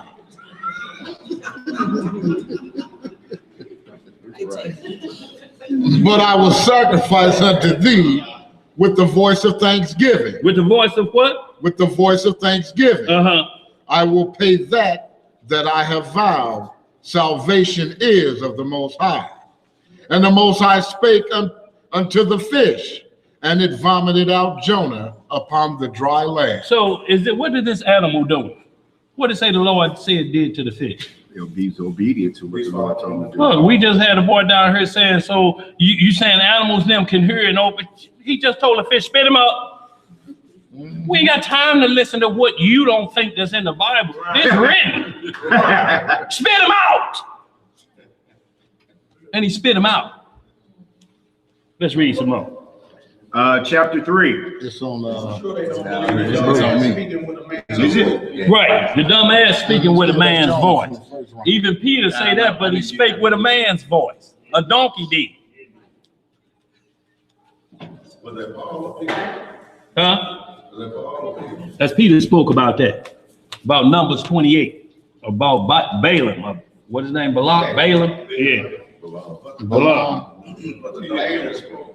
And let them know to hearken to the angel with the sword. Yeah. Who was that? Who was that? The speaker? It was the angel. I mean, he spoke. It changed the voice of the donkey into a man's voice, so that when you hear people because look, that's a favorite of the Pentecostal church. When you tell them you have to speak language, he can make anything. Basically women who wants to be preachers in the Pentecostal doctrine or whatever it is, they say we can be women preachers. He made the donkey to speak. Well, Peter say the donkey spoke in a man's voice, not a woman's voice. So that eliminate that talk for them trying to say a woman can be a deacon or a woman could teach men. He let the donkey speak, but he didn't let you speak. What voice did the donkey speak in? A man's voice. So all what was happening is the donkey just was given a voice like that to speak. But it was a supernatural act. It was a supernatural act. That's all we're talking about. So in that particular story, in that scenario, that was not Paul in the road to Damascus. That was not Paul. On the journey to Damascus. Was it the same deal? Yeah, because Paul's journey was he was on his way to kill more people that believed in the Messiah. That was his journey to the Messiah. Stopped him and blinded him. He said, why you keep kicking against the prick? You know I exist. You fighting an uphill battle. It's like non-messianic say the Messiah don't exist and then mention Matthew 4th chapter. See, y'all Messiah did, I do admit, he said, keep the command. Wait a minute. This means nothing to me because you just said he don't exist. How you going to quote Matthew 4 at this point? Now you believe because it benefits you? You can't use none of this. You can't use none of this made up Messiah you just called him. How now you going to quote Matthew 4? So can we agree that these are two different stories? Yeah. Paul and Peter. When the donkey spoke. That was, well, what they was talking about is just a sense in men claiming who they were. They were the big muckety muck. And he's just saying, look, a donkey spoke. The Most High can make rocks cry out. It was just along those subjects. But what Paul was dealing with was a different subject. He had killed people for believing in the Messiah. Now he got flashed and he believed, so he got to go back and tell everybody that he killed, that they family members, that y'all was right all along. And this is what I try to tell these people, man, but they want to tell me, yeah, Paul on the road to Damascus, the donkey spoke as a man and said, don't you see the angle? I say, that's two different stories. That's Numbers 28. That's not Acts 9th chapter and Acts 18th chapter. No, that's two different stories. But they'll run them together on you if you don't know. Right. That's what I'm saying. He got 6 people at the rally. Yeah, tell him, brother, he's wrong. Yeah. That donkey spoke the ball. See. I said, man, let me get 2 big views, man. Let me get out of here. Look. Proverbs 26:4 and 5. Don't entertain the fool when you know it's foolish. But if he get wise in this casino, it was just time to get your double burgers and move on. Ain't no need even discussing that. He said, you can't walk away from the conversation, bro. I said, bro, I can't come back on wheels. Boy. Right. Let's read on, y'all. I don't want no education. I'm out. Right. Too big. Y'all got to know when to cut it off, y'all. Let's finish this up, y'all. Y'all done cut into these 20 minutes. Laughing. Doing all that laughing, y'all. We got to get caught up. Go ahead. Yeah, you better hurry up and read that. And we're in chapter 3, verse 1. What it say? And the word of the Lord came unto Jonah the second time, saying, Arise, go unto Nineveh, that great city, and preach unto it the preaching that I bid thee. So Jonah arose and went unto Nineveh, according to the word of the Lord. Now Nineveh was an exceeding great city of 3 days' journey. Of how many days' journey? 3 days' journey. 3 days' journey. Look, walking from Israel to Egypt was 2 days' journey. So what you have to do is measure the time, and most people walk during the daylight hours. So you count 12 hours, and you count from just the sun up hours walking, and this was a great city. This how long it was. If you were walking it, it took you this far to walk that long way. So that's how big this city was. To get from one end, it's like walking from Kings Highway. You probably can walk from West Florissant and Kings Highway where it ends to West Florissant and where Kings Highway where Christie Banquet Center is. That's where the other side of Kings Highway is, South Kings Highway. How long do you think that'll take to walk that? That may be a day's journey. You may get that inside of 12 hours. If you're walking good, you know what I'm saying? But if you're stopping off, seeing activity and keep walking, you're gonna miss the mark. But if you walk that journey from West Florissant and Kings Highway to the end of Kings Highway up there, that may be a 6-hour journey walking. Now, this was that many more days. This how wide the city was. So you keep doubling them up to 4 days journey. So that's 4 times 12 hours is what? 48. That's 48 hours of straight walking, how big this city was. From one end to the other end, how it's measured. That's how it's measuring the size of it, because things were measured. This is how these were measuring sticks, called the day's journey or something like that. However long it took you to walk from this point to that point. Go ahead, bro. Let's read some more. And Jonah began to enter into the city a day's journey. Right. And he cried and said, Yet 40 days, and Nineveh shall be overthrown. How many days? 40 days. Verse 5. So the people of Nineveh believed God and proclaimed a fast and put on sackcloth, from the greatest of them even to the least of them. Now this Nineveh, who was getting busy like Sodom and Gomorrah, but when they saw him coming and they looked and they said they believed God. It wasn't just Jonah. They believed the word that he was saying. He like, y'all done become wickedly sweet. People is making excuses for the wickedness to keep doing it. And the sin to come up to the Most High, he finna destroy y'all. And it says from the greatest down to the lowest, from the king to the homeless man laying behind the liquor store, got in sackcloth. Let's read some more. For word came unto the king of Nineveh. To the who? King of Nineveh. And he arose from his throne, and he laid his robe from him, and covered him with sackcloth, and sat in ashes. Y'all know what sackcloth is? Now look, he took off silk, princely robes, dangerous animal sandals, gators, snakes, lizards. He pulled all that off. And a sackcloth is a potato sack. Just look at a potato sack at these old stores. Burlap sack. Just cut the arms out and cut a head in and put that on, because you're saying these princely robes, I'm nothing now. And then they sit in the ashes. Ashes is the residue of something that was, possibly good to eat, but it's the leftover. Then you sit in that. Also imagine that what we just read about, even the king himself did this. Think of in today's time, if a Jonah came to this nation and you saw Donald Trump do this, Yeah, right. Right. That's what I'm saying. So you see here Right. that a man came with a message, Right. as if someone would come to this land and say, look, y'all tripping. Right. The Lord finna deal with y'all. And no one takes heed. Right. You're not very nice, Jonah. Right. Right. Right. That's why you look back.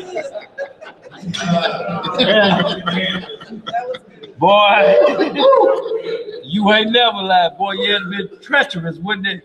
But y'all, that's all he's saying. That was a good example, y'all. It's almost like going out to the junkyard and sitting in them rocks and repenting. Y'all know them rocks may have anything in them. Anything in them. But you reducing yourself to that.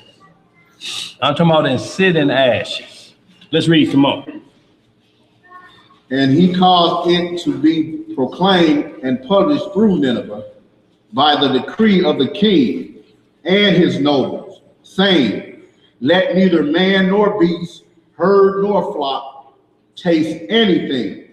Let them not feed nor drink water. You see this? Everything went into sackcloth and ashes. Even the animals, they had to fast too. Because the whole city was going to be taken.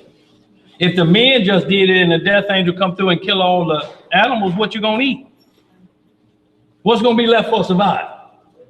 So everything had to get down or lay down. Let's read some more.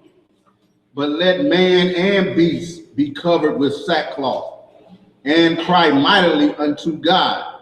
Yea, let them turn every one from his evil way and from the violence that is in their hand. Because animals know the commandments of the Lord. They know what they're supposed to do. When we had that eclipse, y'all, that everybody went out, that in broad, what time was it, 12, 1 o'clock in the evening? Cows laid down in the fields. And when it was past, and roosters start crowing again, because it was like morning happening to them. They are the earth's alarm clock.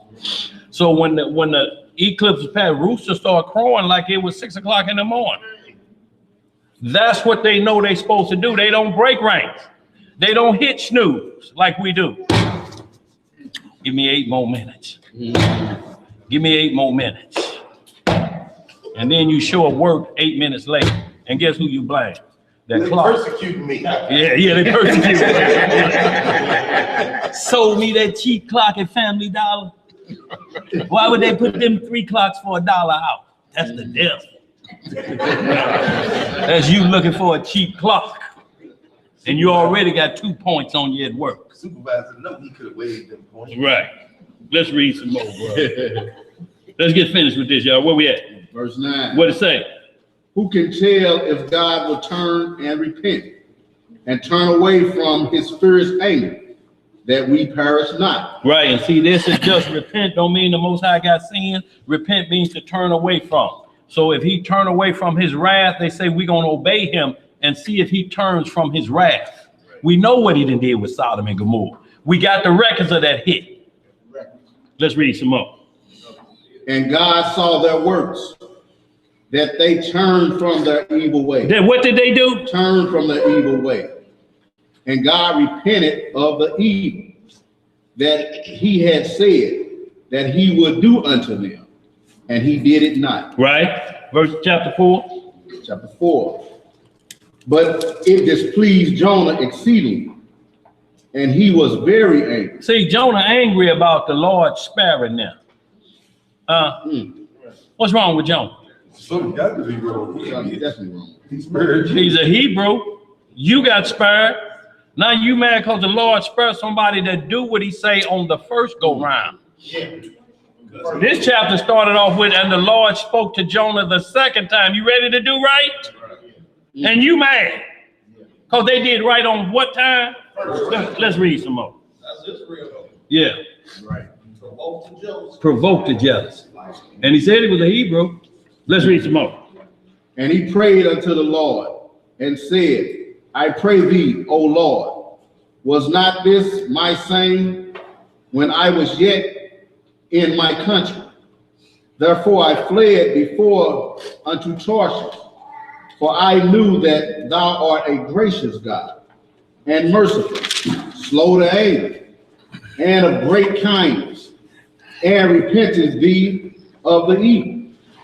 Therefore now, O Lord, take, I beseech thee, my life from me, for it is better for me to die than to live. See, he's getting it to the point that where he like, you took me through all of that and you knew you was gonna spare them. Wow. Why would you do me like this? Just kill me now, Lord. Just kill me. Watch your mouth. Watch him out. See, he has to show him that there's no respect of persons with the Most High. Anybody that say, I believe in you and your law, statutes, and judgment, should I show them mercy? He asking him that, shouldn't I show them mercy? What we supposed to do? You got groups out here hollering all of the house of this nation and this nation gonna be killed. What about the ones that say, I believe and do this? What are you gonna do with them? Kill them too? Where you read that in the law? That he kills those that believe in him. What is written at? Oh, y'all just little white folks. You niggas ain't fooling me. Love them because they love who we love. That's right. If y'all can't get it, y'all wasting y'all time around here because all y'all that's against everybody don't love each other. That's gonna still be the problem we're gonna have to deal with. That's why we're gonna finish up in that 1 John, y'all. Let's read on, y'all, so we get speed is up.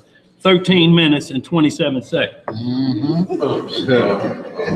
Verse 4. What it say? Then said the Lord, doest thy will to be angry? So Jonah went out of the city and sat on the east side of the city, and there made him a booth and sat under it in the shadow till he might see what would become of the city. Go ahead. And the Lord God prepared a gourd and made it to come up over Jonah, that it might be a shadow over his head to deliver him from his grief. So Jonah was exceeding glad of the gourd. So see right here, even though he made him a little house, it wasn't the shelter needed to combat the heat that was coming while he gonna sit and watch the destruction. So the Lord just had one grow out of the ground and covered him up like that. He got shade, he's looking around. So he's still showing them love. Let's read some more. But God prepared a worm when the morning rose the next day, and it smote the gourd. So he said, withered. so as fast as he give it, the Lord give it, then the Lord do what? So right here we get to see that I protected you last night. Yesterday that wasn't on your own, but in the morning it going away. You better understand who controlling this. Let's read some more. And it came to pass when the sun did arise, that God prepared a vehement east wind. Right. And the sun beat upon the head of Jonah, that he fainted. That he did what? That he fainted. Y'all know that's hot, y'all. That's almost a heat stroke. See, that's what he protected with. His little makeshift cabin couldn't do nothing with that heat. When he put a gourd, just a surrounding covering that covered the heat of the sun from coming in any kind of way. All the cracks was covered. Read some more. That he fainted and wished in himself to die, and said, it is better for me to die than to live. See, and Job said the same thing. He was begging for out. Because I've been righteous all my life, and these sores on me, people don't even come near me. They was downwind. His friends was talking to him from like here to the wall. Hey, Job, how you feel today? Okay. Because when you get into the testament of Job, it say them sores was stinking. Only thing was coming to him was dogs and was listening. So, I mean, he was stinking so bad, nobody could even come up with no sulfate or no, what's that other salve they put on burn? Neosporin. They was like, no, I couldn't make it. I got about 10 feet and I had to bag up. They said they had to throw like perfume. Perfume, and they was just shaking perfume at it. That's stinking. I'm talking about ear stink times 1,000. Y'all know what ear stink is. You ain't wash your hair in a while and all that juice and grease run down here, just rub right back here and smell it. You know exactly what I'm talking about. Ear stink. Smell about the same as you doing it down here. Boy, let's read some more. Uh-oh. I don't know nothing about that. Uh-oh. Verse 9. Yeah.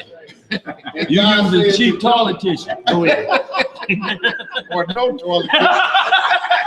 So let's read on, y'all. We got time. Come on now, y'all. And God said to Jonah, Where you at, man? Verse 9. Doest thou well to be angry for the gourd? Right? And he said, I do well to be angry, even unto death. Right? Then said the Lord, thou hast had pity on the gourd, for the which thou hast not labored, neither madest it grow, which came up in a night and perished in a night. Yeah. And should not I spare Nineveh, that great city, wherein are more than 60,000 persons that cannot discern between their right hand and their left hand, and also much cattle. So this was 60,000. A score is 20. So 6 times 20 is what? 1,200. 6 times 20. That's how. Then you do times 1,000. 1,200. 120,000 or whatever it may be, or 12,000. Y'all do the math. I told y'all I had the gun. But y'all do the math. This how many. He said, look, if you have pity on that gourd that I had come up in one night and kids, like, how you gonna have mercy on that? And that's a plant that sprung up overnight and was gone as fast as it came. But yet you still angry because I saved Nineveh that obeyed me? What's wrong with you, Jonah? What's really happening with you? Right. You don't think the mercy of the Lord extends to a nation that will get in sackcloth that quick and don't want a repeat of Sodom and Gomorrah? But you know what Israel wouldn't do? Still ain't doing it. Hey. Did we finish that up? Finish that up. Yeah. This is Wisdom of Solomon, chapter 1, verse 12. What it say, Elijah? Y'all write that down. Go ahead, read that, Elijah. It says, seek not death in the era of your life, and pour not upon yourselves destruction with the works of your hands. For Yahweh made not death, neither hath pleasure in the destruction of the living. That's what you got. So y'all says seek not death, and sometime y'all we be ready to give up, maybe ready to give up too soon. You ain't been through nothing talking about I done had enough, and y'all just don't understand. Y'all ain't been in my shoes. Your back hurt. You sure you ready to get in the kingdom? Right. Look, did them Tylenols help yesterday? Yeah, they did. So, and you ready to die? You ready to get up? Your trust is like the woman that spent all her money at the doctor. Went to all the Pharisees and they were supposed to be healing her, had her doing this, giving her these herbs, and yet that flow of blood wouldn't stop. But her faith grabbed in the hem of his garment, and the Messiah said, I felt virtue go out of me. And what we're talking about is true belief and faith. He felt, I felt that snatch power from me. And she was made whole. It says she was dried up. I want y'all to understand this. She didn't have to go to Supermaxi. She was dried up. Completely dried up, free of that disease from that day forward. And the disciple, look, you know, he like, who touched me? They like, everybody touching you, we don't know. How did he know that the difference from everybody just touching him as he went by? Everybody, you know how a boxer come in the ring, everybody want to get a touch. And he said, how we know who pulled it out of you? He said, and he looked around, he saw over there, looked at feet. There she is right there. That's her. He said, daughter, be of good cheer. Yo, what has made you whole? Hey. All the money you spent didn't do nothing. It's going to come down to faith, y'all, sooner or later, true faith. And you know where you get your first test at? In your dreams. When he visits you. Because the devil come in your dreams to make you break the law.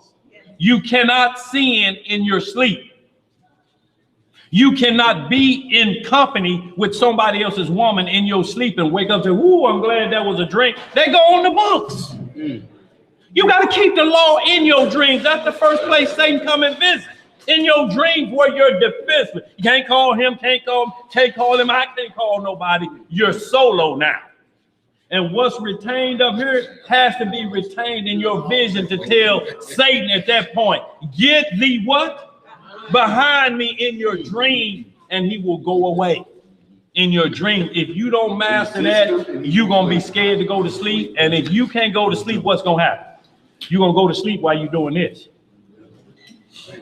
You're going to go to sleep while you're at work. And when the supervisor taps you on your shoulder, and I just want to thank you, Lord, for delivering me. They're like, you still hired until you open your eyes and unclasp your hands. Shalom, Ben. That's why the Sabbath was so important. The Sabbath was made for man, not man for the Sabbath. So you will rest. Y'all, don't y'all know if y'all don't rest during this flu season, y'all opening y'all portals up, or y'all, what do you say, your pores opening up to accept all of that disease when you're tired and broke down and you're tired and flu and cold is around, it's waiting to attack. You have to rest your body so your immune system can fight this off. That's why he even knew the seasons. That's why snow has to hit and freeze over so it kill all of the disease and mosquitoes. So the next season you don't have that. You can't go a whole year with that. It will win. You can try all the techniques. You can put bounty in your pockets. You can spray yourself with all of that, all of that. But eventually it's going to run out and it's going to catch up with you. Unless he controls the season to wipe that stuff out and start afresh. I don't like cold. Well, I should say I don't like wet cold, but ain't nothing what the Most High care about because I don't like it. Right. Is it gonna stop? Right. What I gotta do? Right. You gotta get prepared for it, don't you? People complain about the weather. No, that's what he do. I don't like wet cold. That has nothing to do with what the season's supposed to do.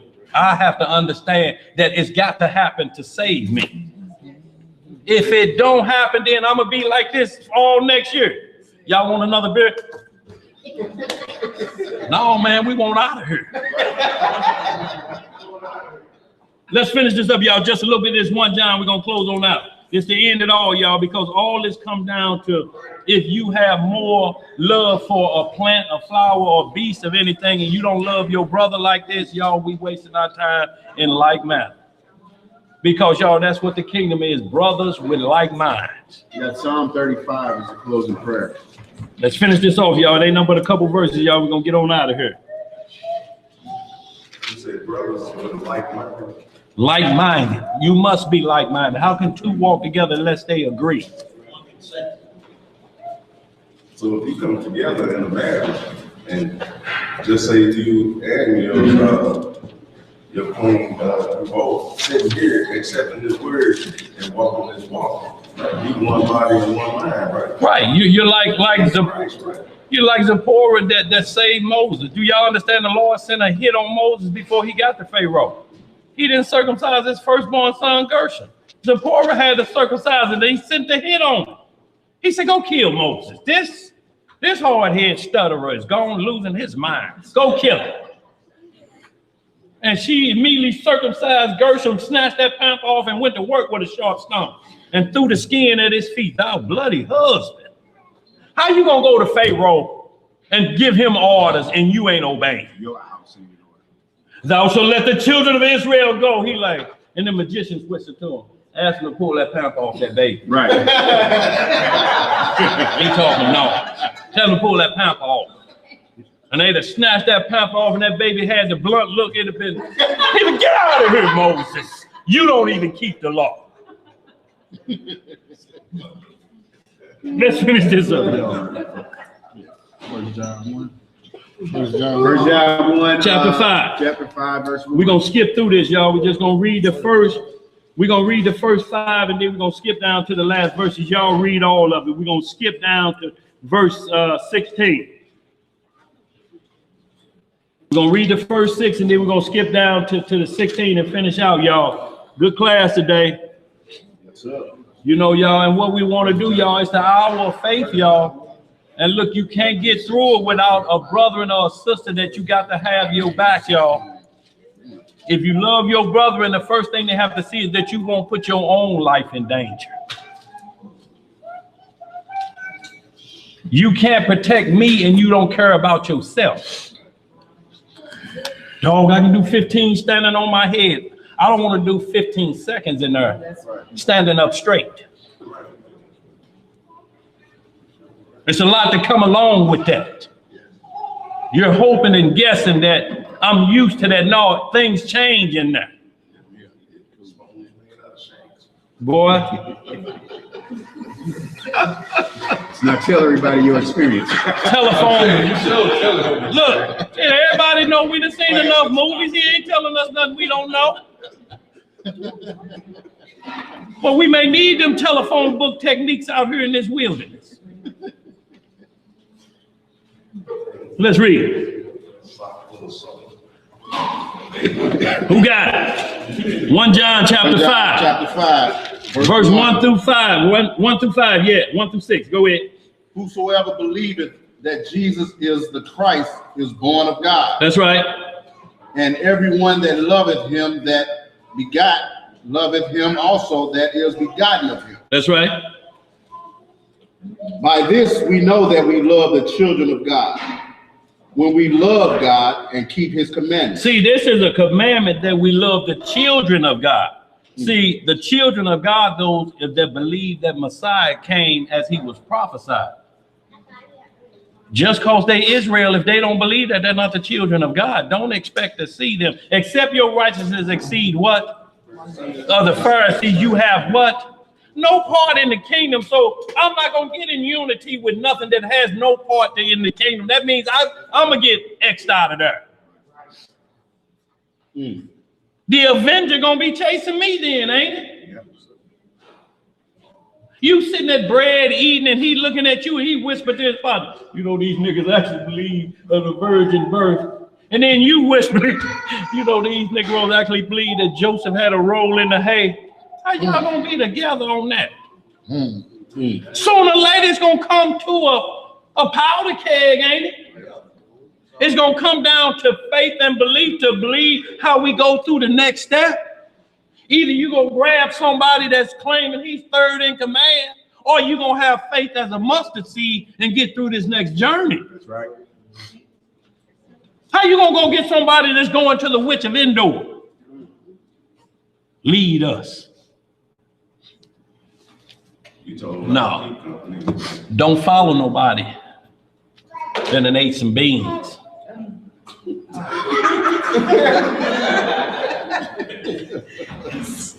Let's move on. Verse 3. You're being a fault. That's all I'm saying. For this is the love of God, that we keep his commandments. That we do what? Keep his commandments. And his commandments are not grievous. Y'all, though it's not an easy walk, it's not grievous to keep the commandments. When somebody say we can't keep the law, what do we tell them around here? Which one? Can't nobody keep the law. Which one? First, let's start with you. Which one can't you keep? See, some people can worship the Bible. Okay. This discussion over. I just asked you a simple question. Which one can't you keep of the law? Look between me and the Lord. Okay. That's familiar territory, ain't it, boy? Let's read on, y'all. Let's get out of here. What it say? Verse 4. Verse 4. For whatsoever is born of God overcometh the world. And this is the victory that overcometh the world, even our faith. That's the victory that overcometh the world is our faith. Ain't no pistol, ain't no rabbi, ain't nothing could over this unless we put on the faith of Hamashiach. You have to put him on. You have to wear him like a garment because he never sinned. How you gonna put on Solomon's cloak? That's why David told Saul, I ain't proved that armor. Yeah. That armor don't mean nothing. You got it on and sneaking around to the witch of Endor. What your armor mean? He said, I know what I got. I got the same power and spirit when I killed that bear and that lion with my bare hands. That's what I'm going out to this uncircumcised Philistine with. No, keep your armor. Y'all, we have to understand that to put on the full armor of the Messiah. Let's read some more. Where we at? Verse 5. What it say? Who is he that overcometh the world, but he that believeth that Jesus is the Son of God? See, if you don't believe that, how you gonna call that a brother? If somebody don't believe that, it may be a brother by your birth mother. But we're talking about spiritual and supernatural entering a supernatural kingdom that's coming to earth. This brother may not be the same brother from your, I would take two from a family, one of a household. We got to understand that, y'all. Look, a third of the angels fell with Satan, right? 2/3 of us gonna get killed in this final walk, ain't it? What's the third gonna replace? Could it be the third of the angels that fell? Because they can't marry when they get to heaven, for they be like the angels. Are we fulfilling that number? Because it's a whole number. You're talking about a third and 2/3, which is a part of a whole number, right? But that number I saw, and John said, I saw a number that no man could number. So that third, them angels that fell with Satan, it's a number we don't know, but it's a whole number. But it was a whole lot of them, y'all, to be tormenting people from Genesis 6th chapter up to now, and they still torment. And we still talking about people crazy. Man, he crazy, got the devil in him. That was a whole lot of angels that failed in, wasn't it? Yeah. Let's read some more. Because, yeah, that same Mark 4 say legion was in there. And y'all, when it say legion, when you get legion on you, they coming with at least minimum 12. You got 12 demons. Look, minimum 7. Mary, everybody call Mary Magdalene a prostitute. Never in the once in the scripture says she was a prostitute. The script says she had 12 demons on her. She could have been a Miss Rudolph. She could have had her hand up in the window as strangers passed by, and 7 demons was on her.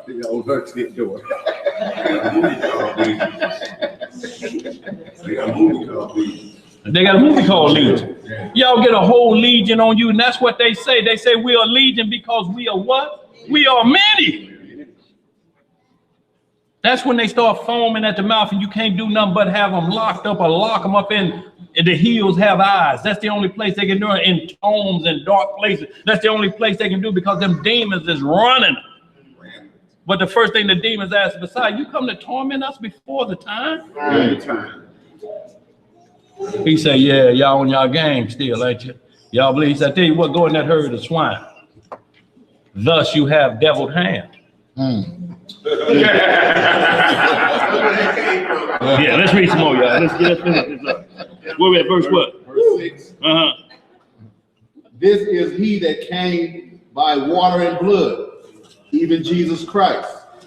Not by water only, but by water and blood. And it is the Spirit that beareth witness, because the Spirit is truth. The Spirit is what? Truth. Okay. Verse 7. Let's read that. We're going to close out. All right. For there are 3 that bear record in heaven, the Father, the Word, and the Holy Ghost. And these 3 are one. These 3 are one in spirit, because we know Genesis 1:1, 1 and 2, let us make man after our image. Let us. This them same 3 entities with one mindset on the same wavelength. It wasn't on 3 different wavelengths. So why don't say son? Why say word? Because he is the word made flesh. Right. See, he is the commandment of the Most High. Commandment. Go down there and teach them. Yes, sir, boy. You hollering them off. See, he got to take that to the grave with him. Yes, sir. Let's read these last few verses, y'all. Where we say we're going to skip down to? 16 through the end, y'all. We out of here. 16, all right. Go ahead. Let's get it. Verse 16. If any man see his brother sin a sin which is not unto death, he shall ask, and he shall give him life for them that sin not unto death. There is a sin unto death. I do not say that he shall pray for it. See, so we can't pray for a sin unto death. You can't inform somebody, well, it'd be all right, man, go and pray over that pig feet sandwich.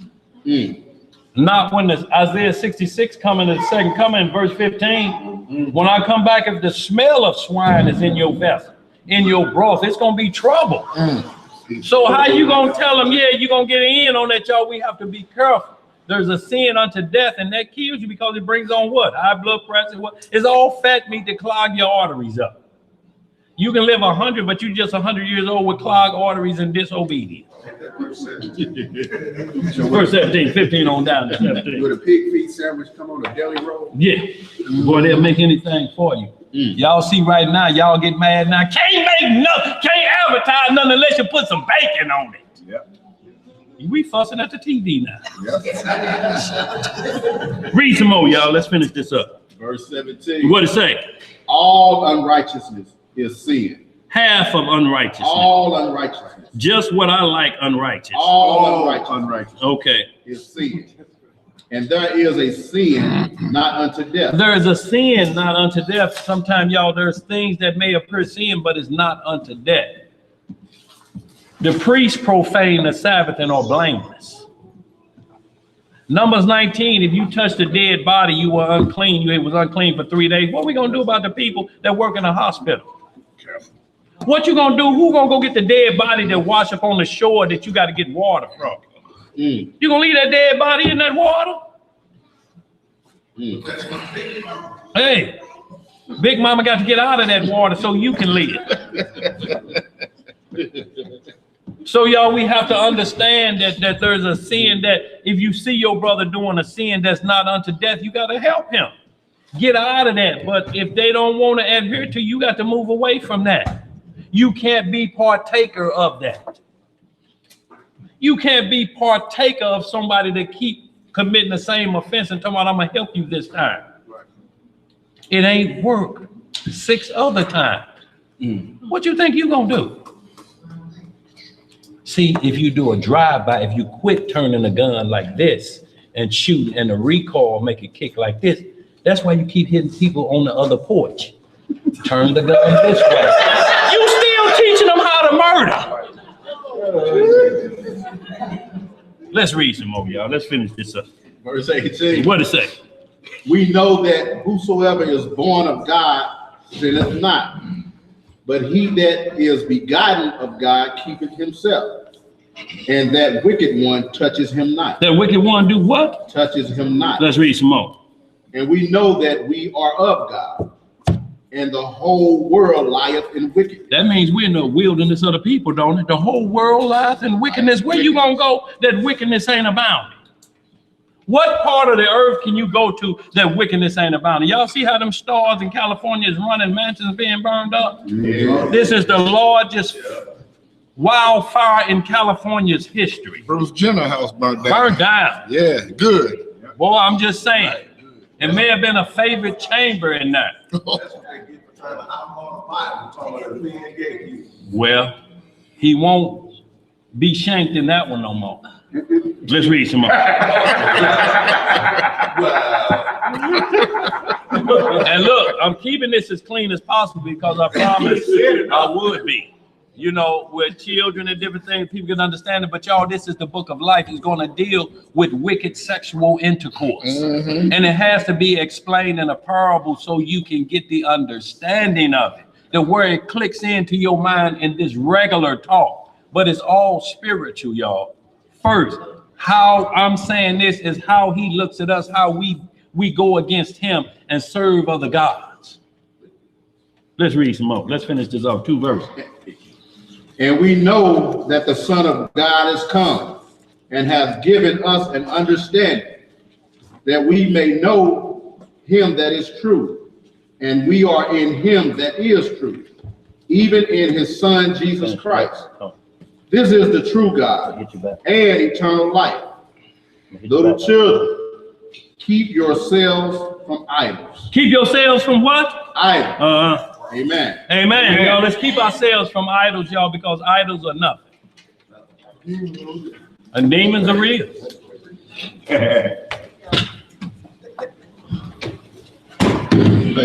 Your class, Hebrew. Sir, all praise to the Most High. All praise to our worldwide family out there, y'all. Any questions or comments, y'all, send them to God's Warrior 298. Our administrator, Tobias, will answer any questions or concerns. Y'all, let's get this prayer on.